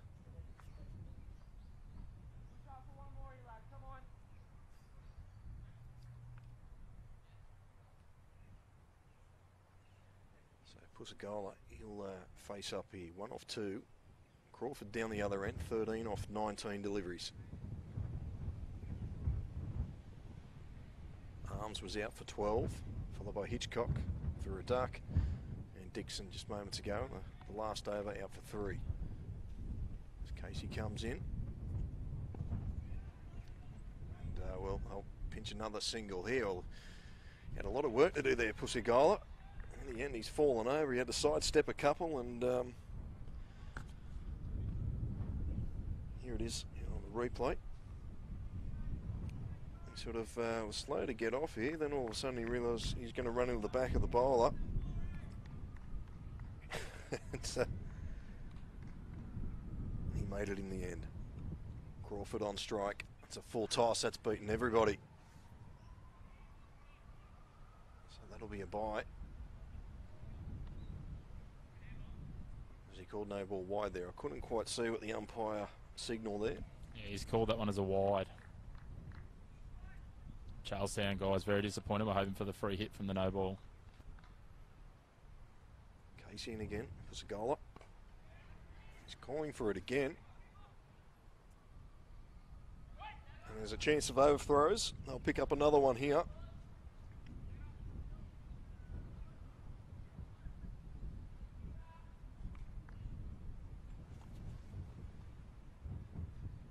Not sure if Pusagola's having trouble picking out the fielders there, but that's twice he's sort of just taken off in a bit of a canter. And anyway, he's home safe as he faces up to Casey again. He's again looking for a single. There was definitely no single on there. Crawford sending back in a hurry. We're just talking about it off air. He looks like he follows through from his batting stroke straight away, immediately looking for that single, unless he gets sent back like he did in that case. So aggressive on chasing those quick singles, which is obviously pretty crucial in this format of the cricket.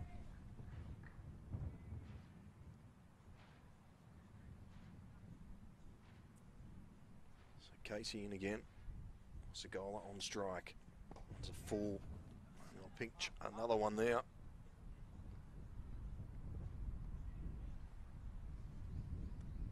So these the two to turn it around for the Magpies. In a little bit of trouble at 3 for 37.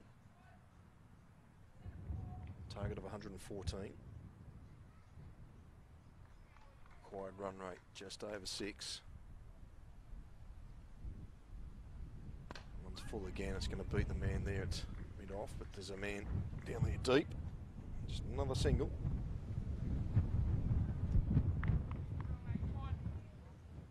Just keep rotating the strike.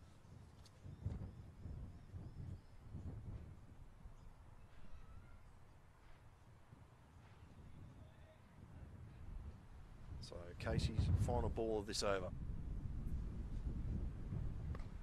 It's gone for it. You got a finger to it, but there's no run. There's a chance for a run out. Crawford had to scamper back in a hurry. And it could have been a nightmare into Tim Crawford's innings there if that had hit. Here it is on the replay. He's off in a hurry. Oh, he was gone for all money. 8 overs gone, 3 for 38. And as I said, there's a good crowd in. There's also a few dogs. It's almost dinner time. No canteen open today, which is a bit of a shame. I could have done with a meat pie.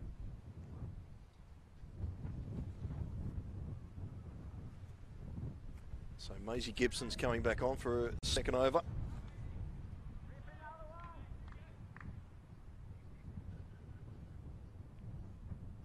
Crawford dances down the wickets. There's a man down there. I'll just pick up the single. Tom Dwyer. Man down there on the fence. Had a good innings earlier on.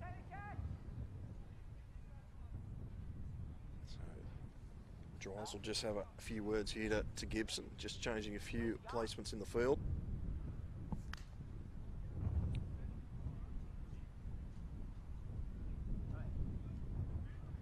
So they've got 3 men deep on the leg side. And Matt Webber's here at mid-off on the fence as well for the straight hit. Segola almost lifted that one up to Gibson. Half a chance there.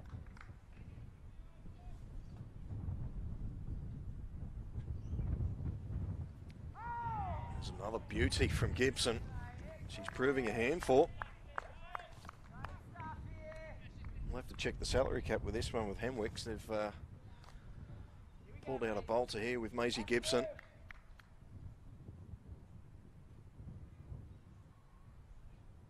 Segola dancing down the wicket and gone. So Gibson takes a valuable wicket of Sash Pusagola. And Magpies lose their 4th wicket, 4 for 39. Tom Dwyer, the man taking the catch. Just tried to get over the top of Dwyer, and in the end, Dwyer takes a very good catch. 2 key wickets, both taken by Maisie Gibson now. She's really posing a danger to this Charlestown batting lineup, and they'll be looking to probably solidify here and see her off. They were talking about Sam Webb being the danger man now. I'm sure the chat between this pair will be about seeing off the end of this over and looking to take advantage elsewhere possibly. There's the player of the moment, Maisie Gibson. 2 wickets now. Here it is again on the replay. Segola just trying to go over the top of Dwyer, and in the end, it just really died quickly on Dwyer, and he did well to take that catch.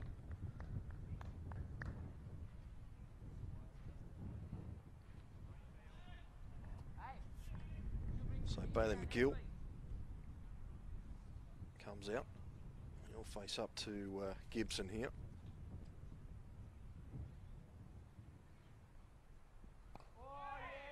Good ball Right on the money there.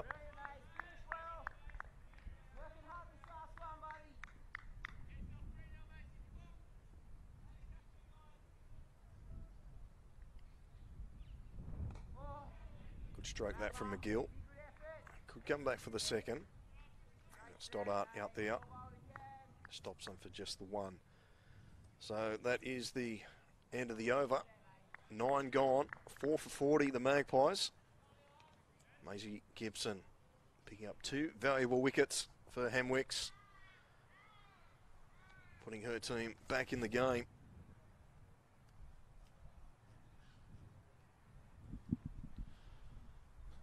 That run rate's just sitting neck and neck again after 9 overs. Both teams exactly 4 for 40, so evenly poised. The light seems to be holding at the moment, so it'll be interesting to see how it goes over the next sort of 45 to 50 minutes as we head into the back end of these innings. So Mitch Casey coming on for his second over, none for 7.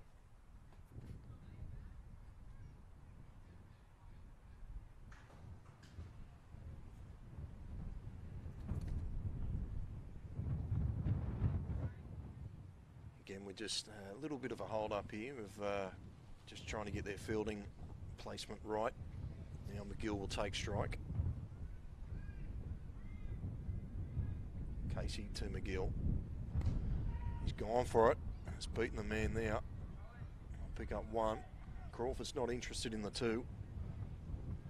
So McGill picks up his second run.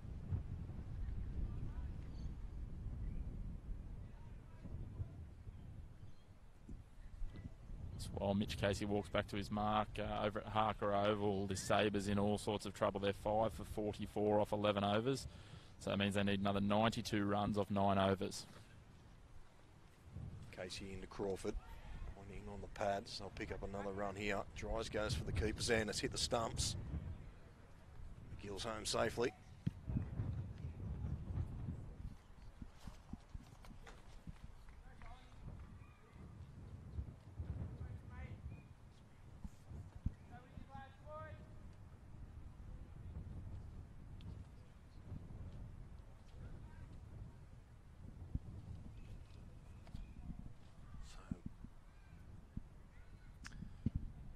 Just fixing up the stumps.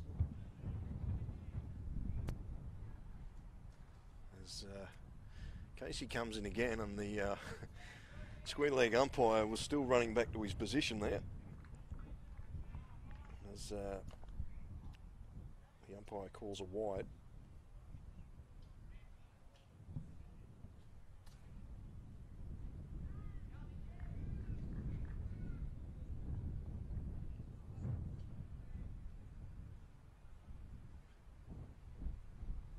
Casey in again to McGill. Forward defence, no run there.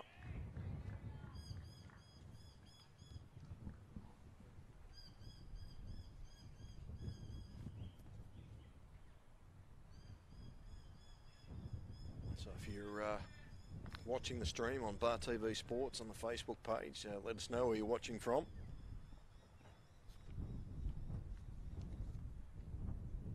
Casey to McGill. Tries to beat the man there. There's trouble here. McGill's home safely.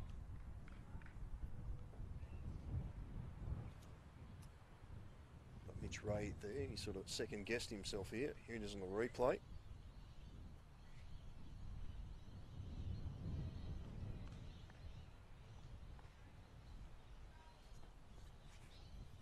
So Crawford on strike now, and we've got a full start. Casey go back to his mark and start again.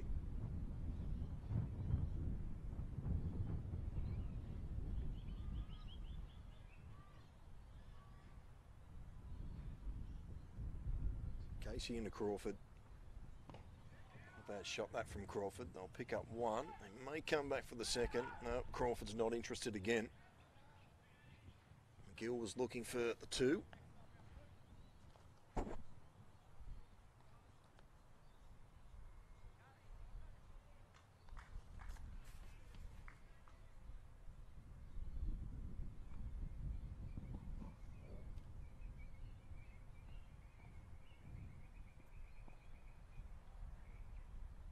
Casey to McGill. It's a full toss and he's just belted it straight down the ground, but I don't think it's going to make the rope. Man down there coming around, and I'll just pick up 2. That is the end of the 10th over. And Charlestown are 4 for 47 at the halfway mark.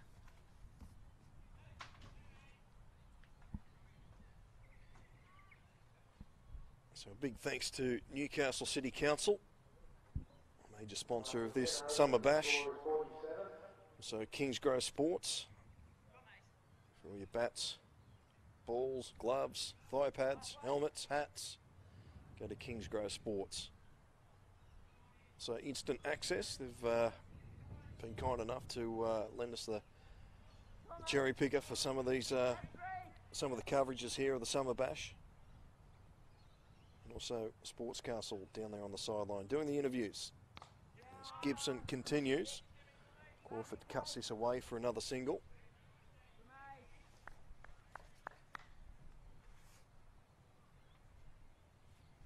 So Richard Bice, he's somewhere in the crowd. He's watching at the ground.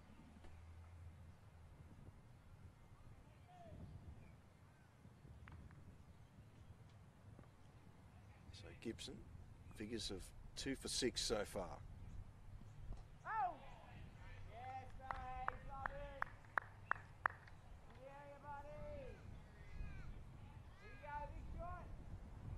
So plenty of talk from the Hemwicks team. Field. Gibson again to McGill. McGill picks up a quick single there. Just a fumble in the field. And at this stage it looks like I think the boys are happy to get off strike when Gibson's bowling.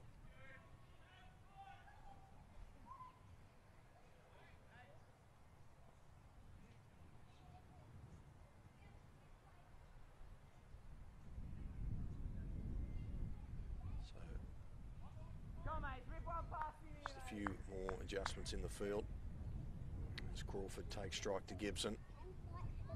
Crawford's gone for it. There's a man out there. And just another single. But that is the 50 up for the Magpies. 4 for 50.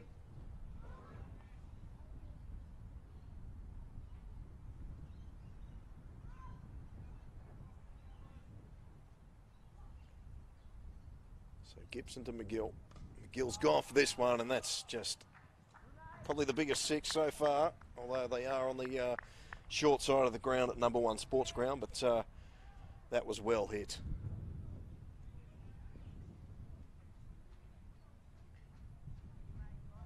Nice shot there from Bailey McGill.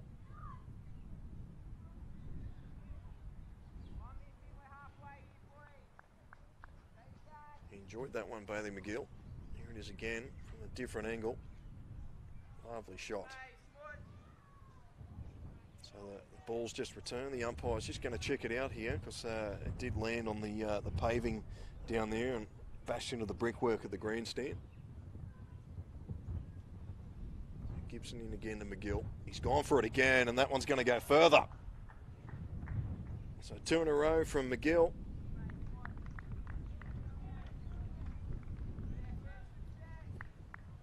It's a shame there from Maisie Gibson.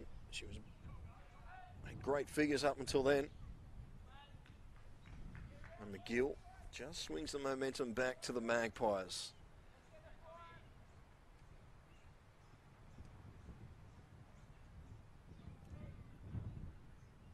So we're going to have another bowling change here.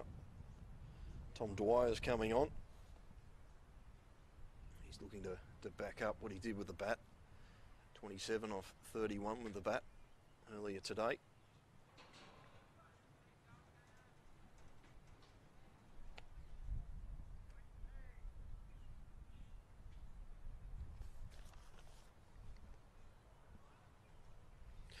So Tim Crawford on strike, 19 off 25. Bailey McGill down the other end, 18 off 10. Bowling figures for Hemwicks: Sam Webber 2 overs, none for 3. Matt Webber 1 over, none for 7. Mark Dries, he's bowled 1 for 10. Hey Gibson 1 for 7 off his 1 over. And Mitch Casey, he's had 2 overs, none for 14.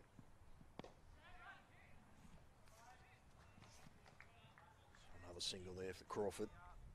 And Maisie Gibson, she's had 3 overs, 2 for 20. As Tom Dwyer looks to pick up a wicket or two here for Hemwicks.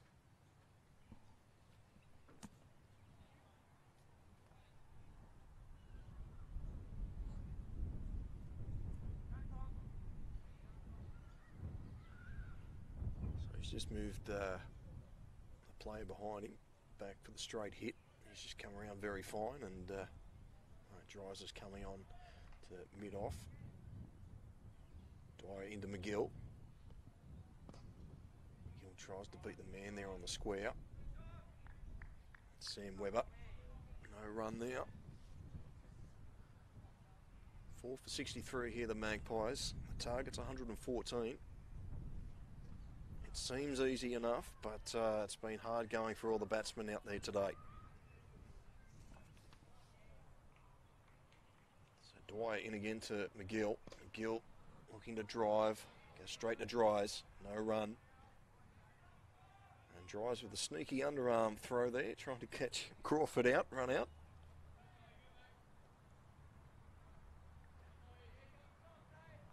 It's good to see Dries, he's still a sneaky bugger. We might cross down to Chris down on the sideline shortly. He's got the Charlestown captain.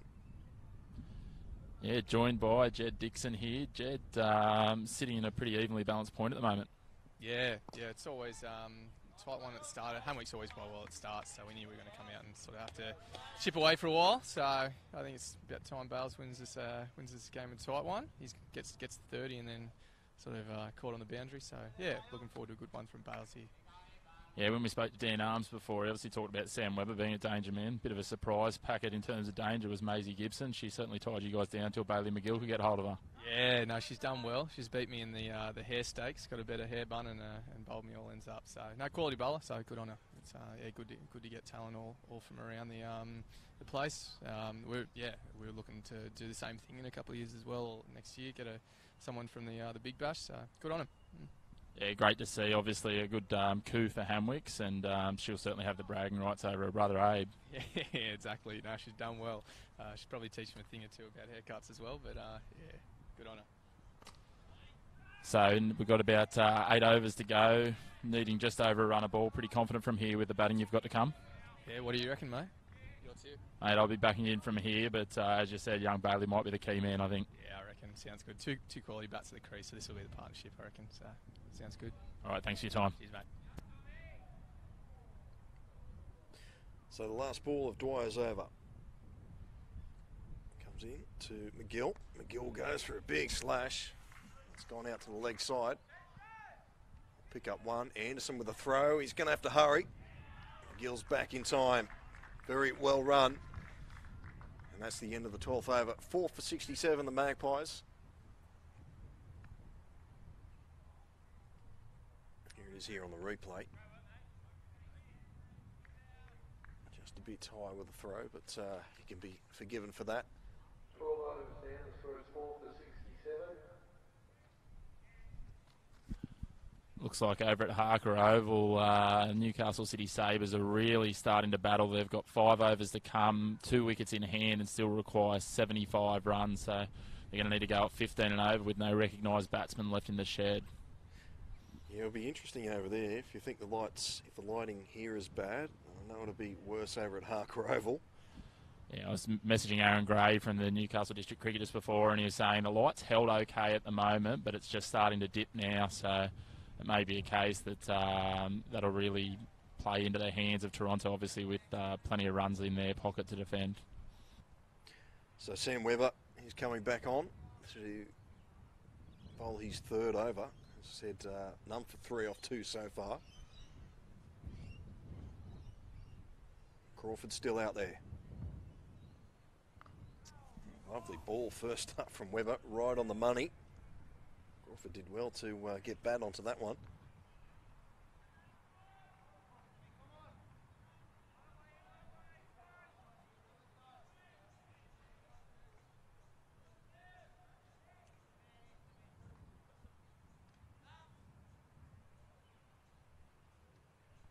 So Webber in again to Crawford. Crawford cuts this one. There's a man down there. Only take the one.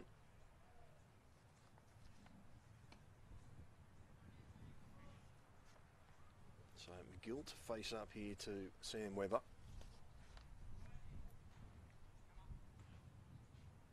So McGill, 2 overs ago, he put 2 towards the number 1 sports ground grandstand, and they've got a man down there on the rope now. If he gets hold of it, it doesn't really matter where that fieldsman stands. He's going to clear that short boundary there.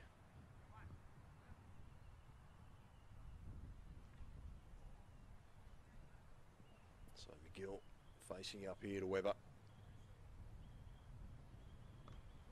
He's gone the other way. It's a good shot there from McGill. They should come back for the second. They will get it easy. And 70s is up here for the Magpies.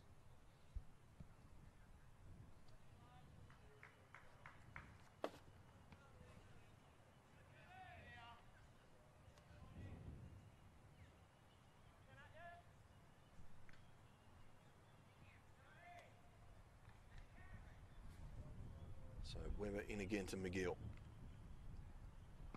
Not a bad ball that from Webber. He turned around quickly, but Crawford was back in his crease. Always looking for a run out, the Hemwicks guys. There's always something happening in the field.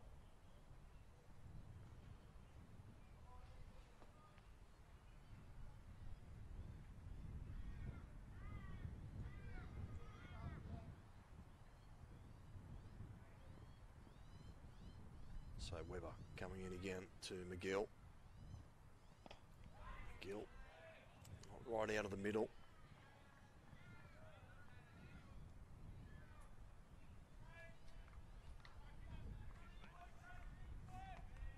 So another wicket here will make things interesting.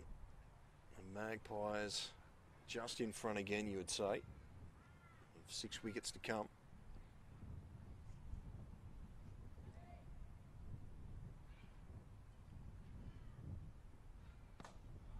Good ball that from Webber. McGill can't put him away. And that is the end of the over. 4 for 70, Charlestown chasing 114. A couple of the old boys there enjoying the cricket. Knocked off work or just wandering around for the day and thought they'd come watch some T20 cricket, Newcastle District cricket. It's good to have the local support here.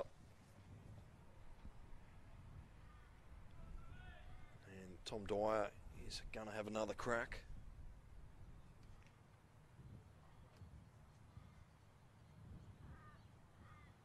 Five off his first over. Crawford on strike. 21 off 28.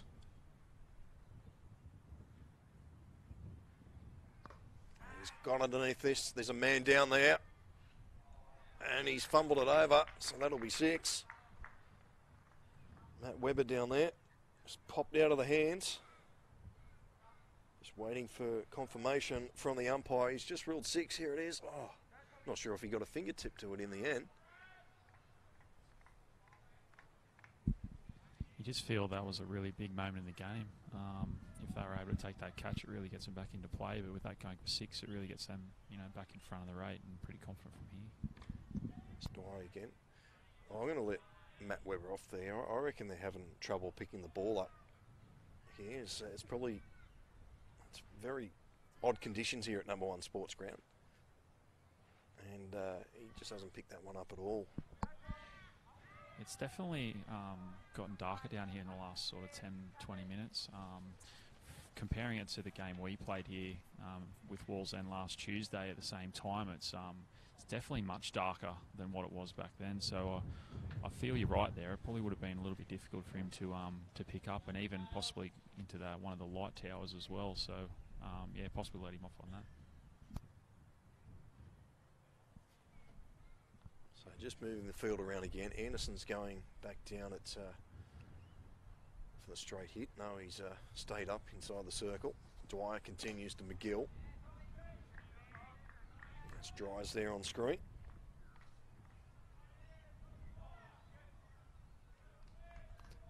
I don't want to jinx him, but McGill's looking good. He struggled to get runs. He's on 24 at the moment. Yeah, well, his skipper did tip that he's good for a 30 and then caught on the fence, so hopefully he can surpass that today. Dwyer into McGill. Chipped over, there's a man down there, it's just going to fall short, almost bounced over him. They come back for two, well run there from Tim Crawford. So the run's just ticking over nicely here for the Magpies.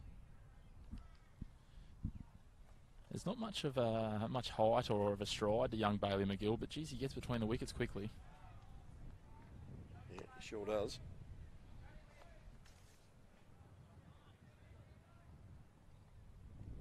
So Dwyer charging in again to McGill. McGill slashes this one away. The man out there on the rope's going to have to hurry. Picks it up, but they'll pinch another two here, the Magpies.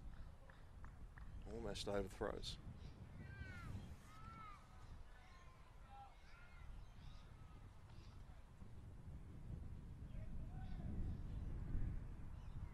So 4 for 81. This probably the last 4 or 5 overs have just swung back towards Charlestown here.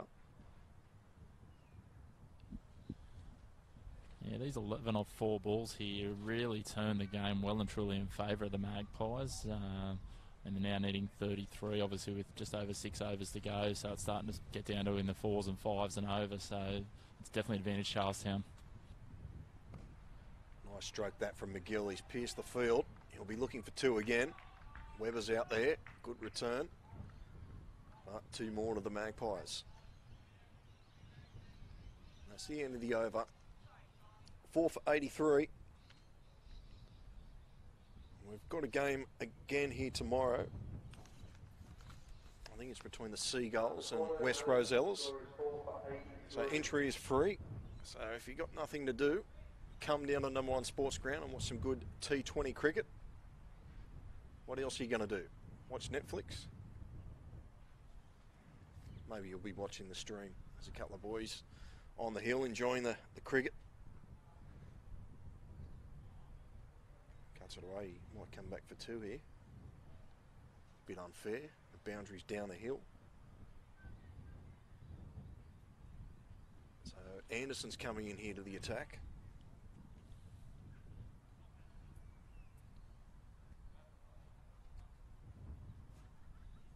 Just a meeting there between Webber, Dries and Anderson. There's that haircut we were touching on earlier, Paul. Yeah, definitely a stinker, that one. Taking a punt, saying he must have lost a bet. I just hope his mother's not a hairdresser or you'll be in trouble. Yeah, I think in the vein of what we were talking about last night with the boys, it might be a mullet instead of a mullet if she is. You know, might be all the new rage. So Crawford on strike, doing a very good job for the Magpies. Anderson comes in, first ball, Crawford straight down the ground, there's 4. Lovely shot there, and as the ball hits the effects mic.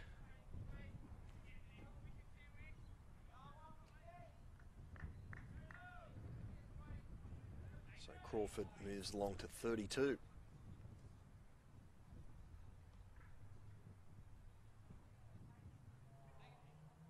So another full start here for Hemwicks bowler. Anderson will go back, find his spot. Comes in again to Crawford. Crawford looking for the same result. There's a chance there for Matt Webber. It's a quick call of no from Bailey McGill. Sent Crawford back.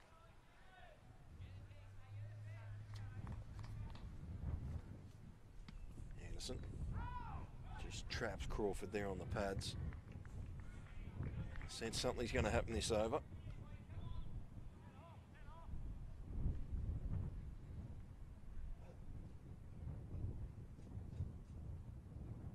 Anderson in again to Crawford. He's gone for a big heave-ho. They'll pick up 1.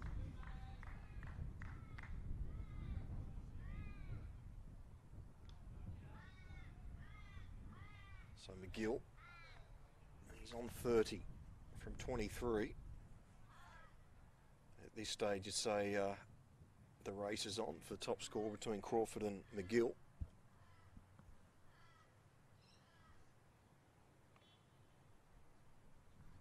So skipper just coming over to have a few words to his bowler again. So move the sight screen, McGill.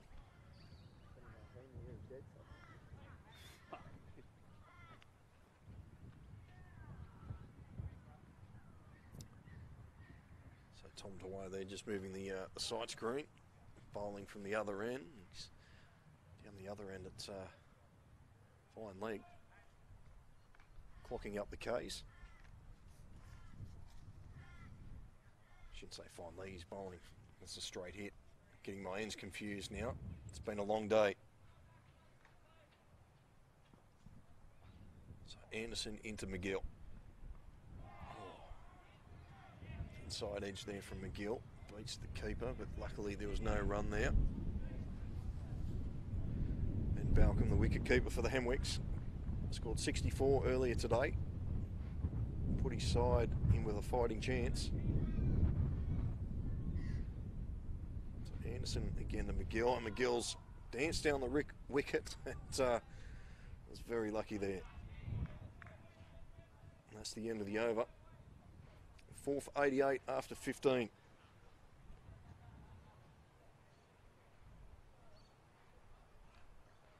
So it looks like McGill is was calling for a drink, but the 12th man's gone back.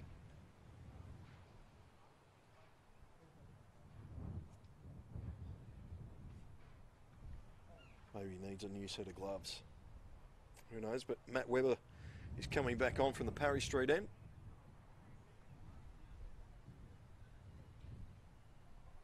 So can he get the breakthrough that the Pumas need?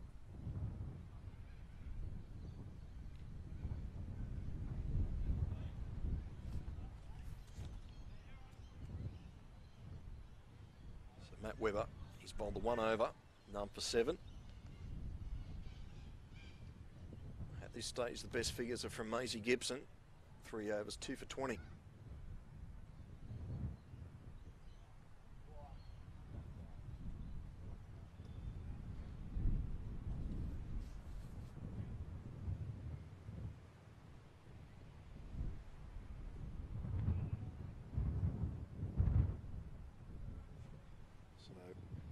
Almost ready to go.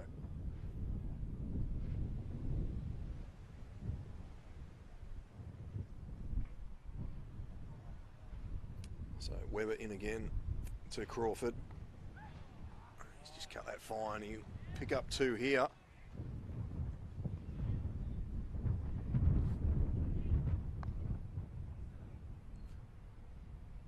Crawford moves along to 35.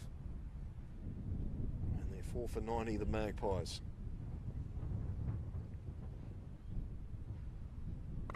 Crawford's gone after him this time. A bit of a fumble there. I'm not sure if that carried. I'm starting to lose the ball now as well. Very hard to pick up. Here it is on the replay.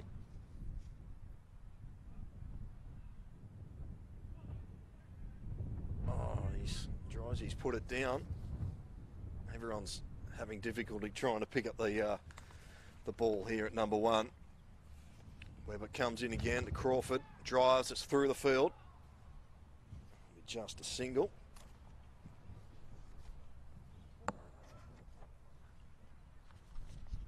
Four for 91 here.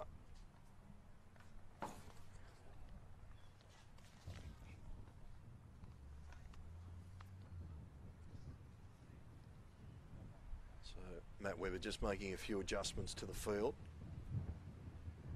Gibson has come around from fine leg to a bit of a short third man. McGill slipped over here, there could be trouble. Oh, he's back. Bails off in a flash from Balcom.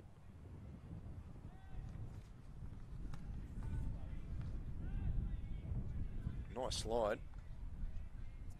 He's home easy.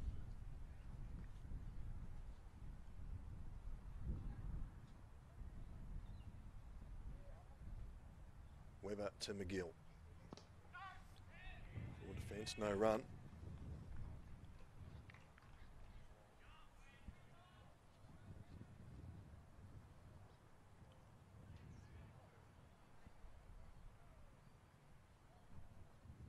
So the Pumas, they need a wicket here. Gill drives again. There'll be a run there, another misfield. That'll be the end of the over. Magpies 4 for 92.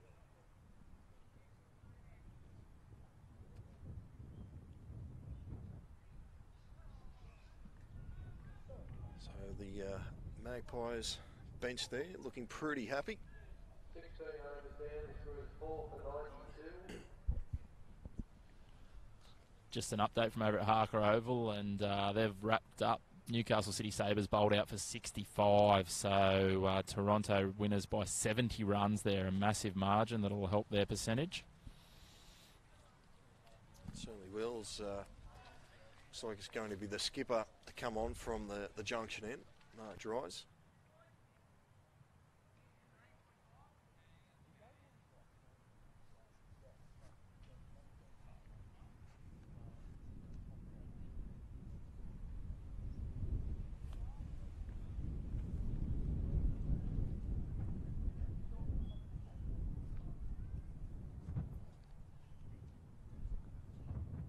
So just waiting here for a few of the Charlestown boys just to move the sight screen around a bit for McGill.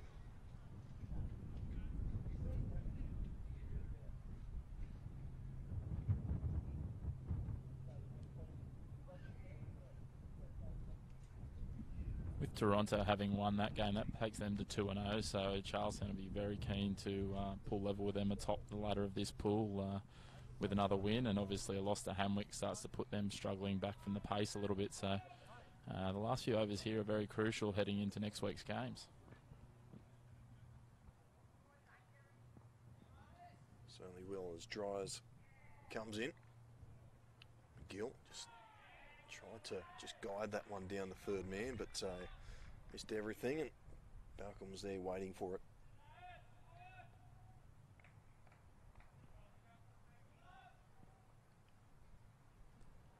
Dries in again to McGill. This one's a bit shorter. He's got underneath it. The man's coming around, but it's going all the way.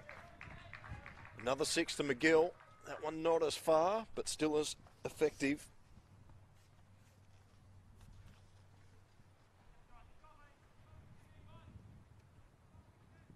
And that one would have hurt the skipper. If there were any chance, you'd think now the Magpies have got this one in the bag with that shot.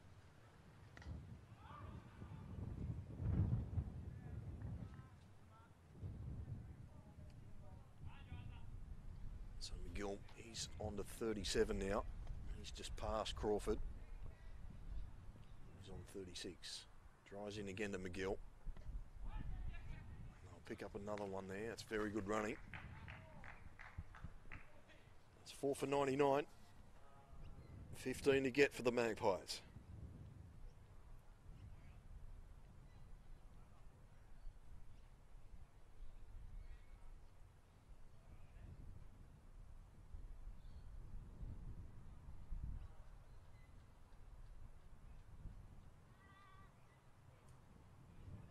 So just another little hold up, a few more changes to the field.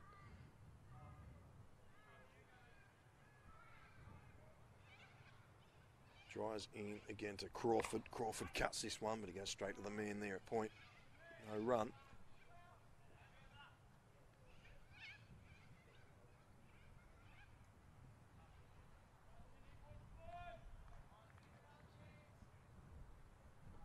Dries into Crawford. Crawford goes for the drive. There's a man out there. It's going to fall short. And just a single. That's all they need at this stage. That is the end of the 17th. The Magpies are 4 for 100 here at number 1 Sports Ground.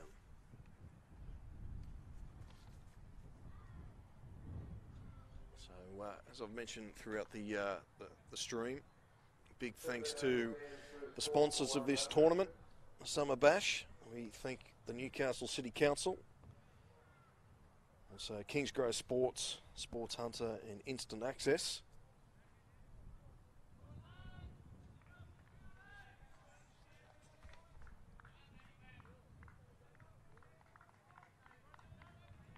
So Crawford will face up here again.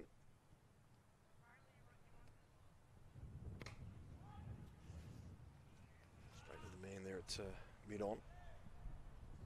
No run.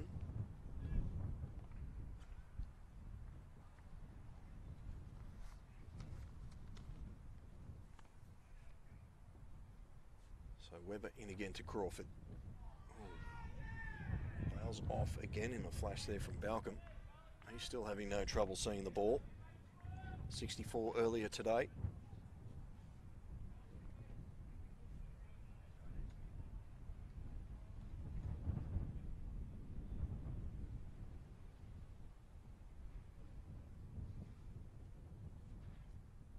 Webber, can he get the breakthrough? Almost. Not sure if there was a snick there. Webber seems to think so. Sitting here on the sideline, it sounded like a healthy edge on that. So standing up those stumps, it would have been a decent catch. But if Hemwicks were any chance of winning, they need to be grabbing that kind of catch. Yeah, Balcom ought to be careful too. He copped one in the previous game here on Bar TV, and I think that one was just a little bit higher. So Webber in again to Crawford. Crawford drives this. Oh, it's gone out. It looked like he drove it. It's getting very hard to pick up the ball here. If they get one of these batsmen here, they're still sort of around that run of ball, so someone coming in trying to pick up this ball as it gets darker and darker, we could have a bit of a finish on our hands, but I really think they need to grab a wicket here to be any chance.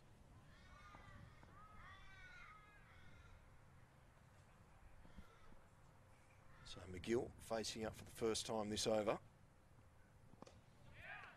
Pierces that gap again, he'll pick up one. No thought of the second. 4 for 102, the Magpies. 10 to get.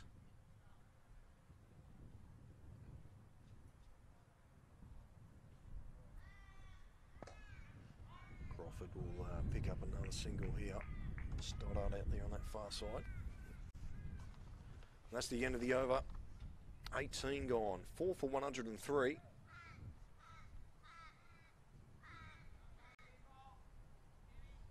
Like we have Sam Webber coming on to bowl here. It's probably about that time of the evening where it's dark enough for training that you can grab a new rock and have a bit of a roll. But in all seriousness, it's quite dark down here, and having Sam coming in and bowling this over, it's not it's only 11 to win, but it's definitely not game over here. Anything can happen this over. If they grab a wicket and there's only a few off, it's still game on. 6 runs off his 3 overs.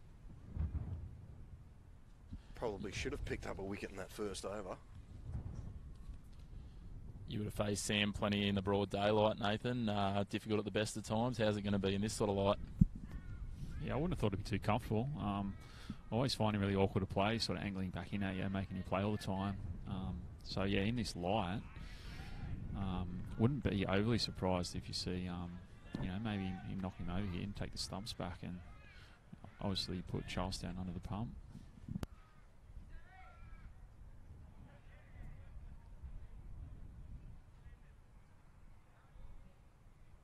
So Sam Webber comes in for his final over. Crawford gets that one away. Just another run there. 4 for 104.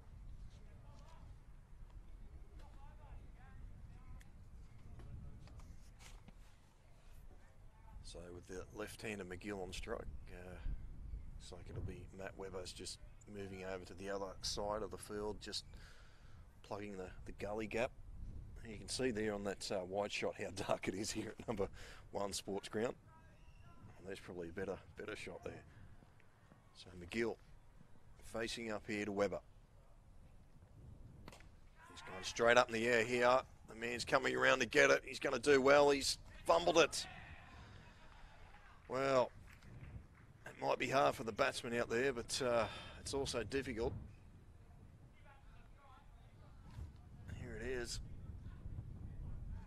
Straight up in the air. And Dwyer.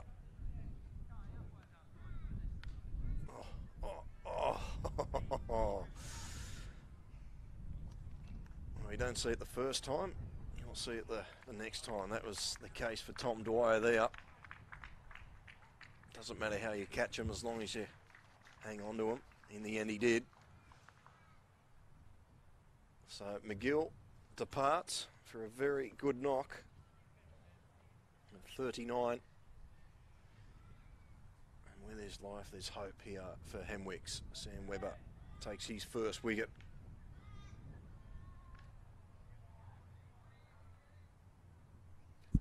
As we discussed, there's that wicket that Sam Webber's taken, and with only 10 off 10 balls, it's still game on here. New batsman coming out to face up, definitely won't be easy in this type of light, and really anything can happen from here. Certainly will. That's a great take by Dwyer. You just tell by that he struggled to pick that up. I think the new batsman Glenn Windsor will be very thankful those bats crossed before that catch was taken. So Crawford on strike. Well, now he's going to get a strike here, Windsor, as Crawford grabs another single.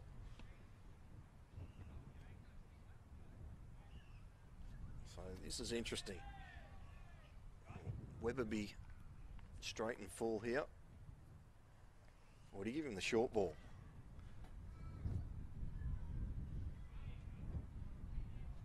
Nine to get.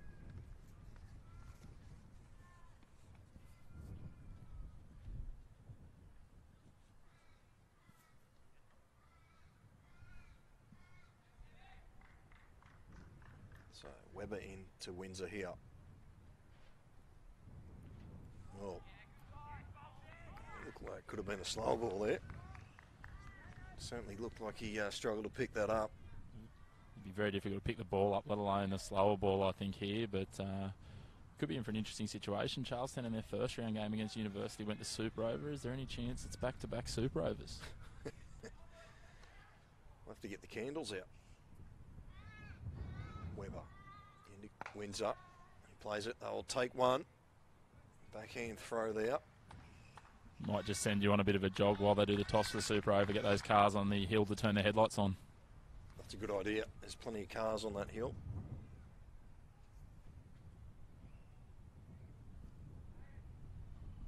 You can see there on the replay how dark it is at #1 sports ground. Don't even know if that replay is doing it justice. I think it's probably a few shades darker still out there, and trying to pick up that pink ball. Yeah, I don't envy them at all.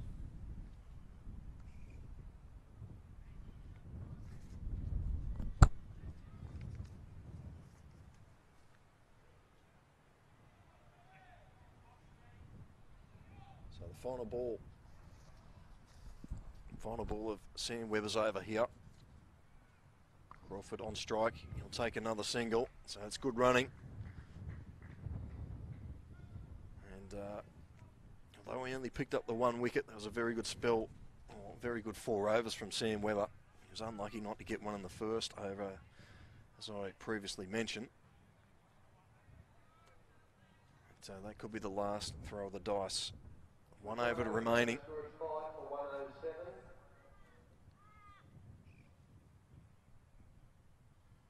7 to get off 6. Who are you backing in from here? It's really a bit of a toss of the dice for me. Yeah, I'd sit on the fence. Yeah, well, cheers. No, I mean, I'd still rather be the batting team in this situation, regardless of the light. You kind of back yourself to score 7 off the last over in a T20.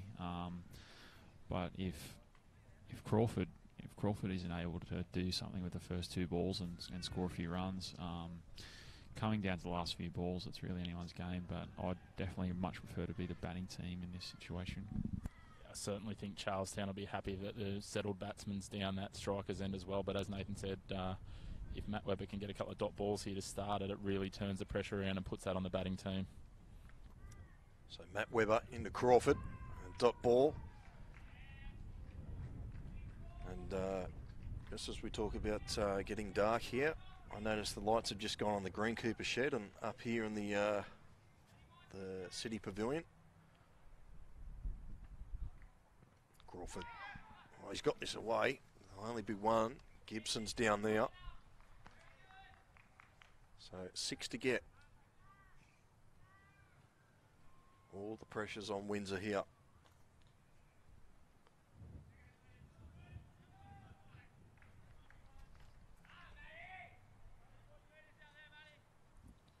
Obviously goes without saying that every delivery is crucial from here, but this first delivery, Glenn Windsor trying to pick up Matt Webber's delivery is going to be very interesting. If they can dot him here, it obviously starts to really mount that pressure, meaning Charlestown will almost essentially need to find the boundary on the last few balls if they can get a dot here.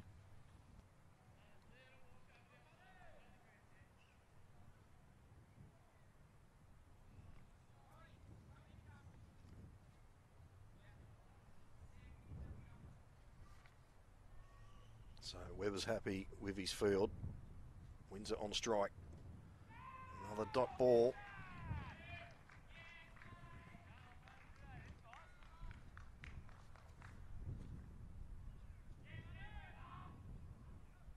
That on the replay. Very hard to pick up. Windsor again. So 2 dot balls in a row. I think that all but rules out our super over. Need a 4 and a 1 exactly, or a 1 and a 4 to see us there. But be interesting to see Glenn Windsor's approach. It doesn't look like he's picked up those first 2 deliveries he's faced. So whether he tries to hoik this one or not, or whether he's just going to try and turn it over and let Tim Crawford try and steer it home.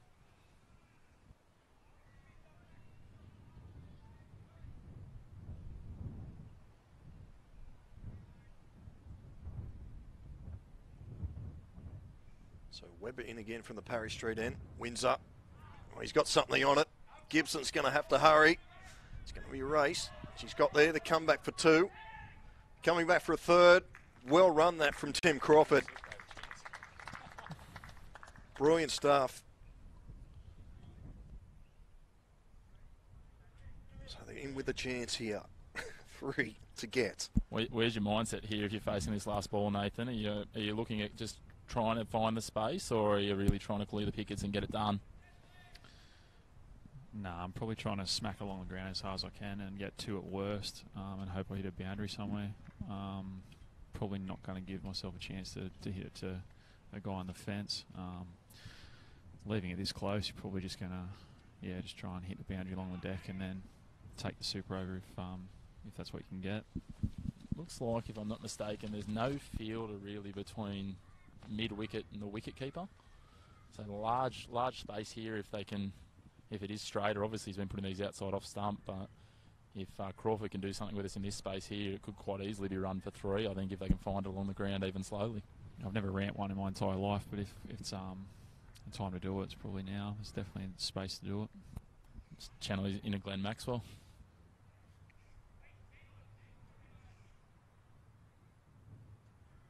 So they've got 6 on the offside. Gibson is very fine. And they've got 3 on the leg. 1 man deep on the rope. The cowboy shot, you could say. There's one down there at the cow corner. So Crawford facing. He's gone for it. I'll pick up 1. They come back for the second. It's a wild throw, and he's going to be out. The umpire's finger goes up, and the Pumas win on the final ball. A great victory. They struggled throughout their innings, and they've turned it on here to steal it here in the final over.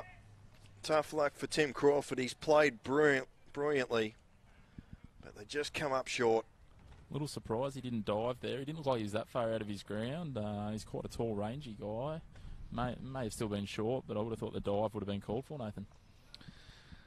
Oh, yeah. I guess you'd throw yourself at it just to make sure you can try and get home, but Hemwicks looked nowhere, basically, all that game, and here he is. He's coming close. Oh, maybe a dive may have got him home, but at the end of the day, the Pumas get the win. But as I said, at no point during that game were they ever really in front of the game, and as the game went on and got deeper and deeper and it got darker and darker, it just got harder for for the Magpies to see the ball and do what was required to get the win. And fair play and hats off to the Pumas to get the job done and get the win tonight. Just shows how crucial that toss can be. You know, as teams bat on into this light, that it really becomes really difficult in terms of chasing even a modest total. So hats off to Hamwicks. They brought it back from the brink, and they now sit equal atop the ladder with the undefeated Kookaburras. Well, thanks, boys. That's it here from number 1 Sports Ground. The Pumas running out winners here in the final ball of the innings. It's been a very entertaining game, and we'll be back here again at number 1 Sports Ground tomorrow. So stay tuned. And it's Paul Arundale signing off here at number 1 Sports Ground. We'll catch you tomorrow.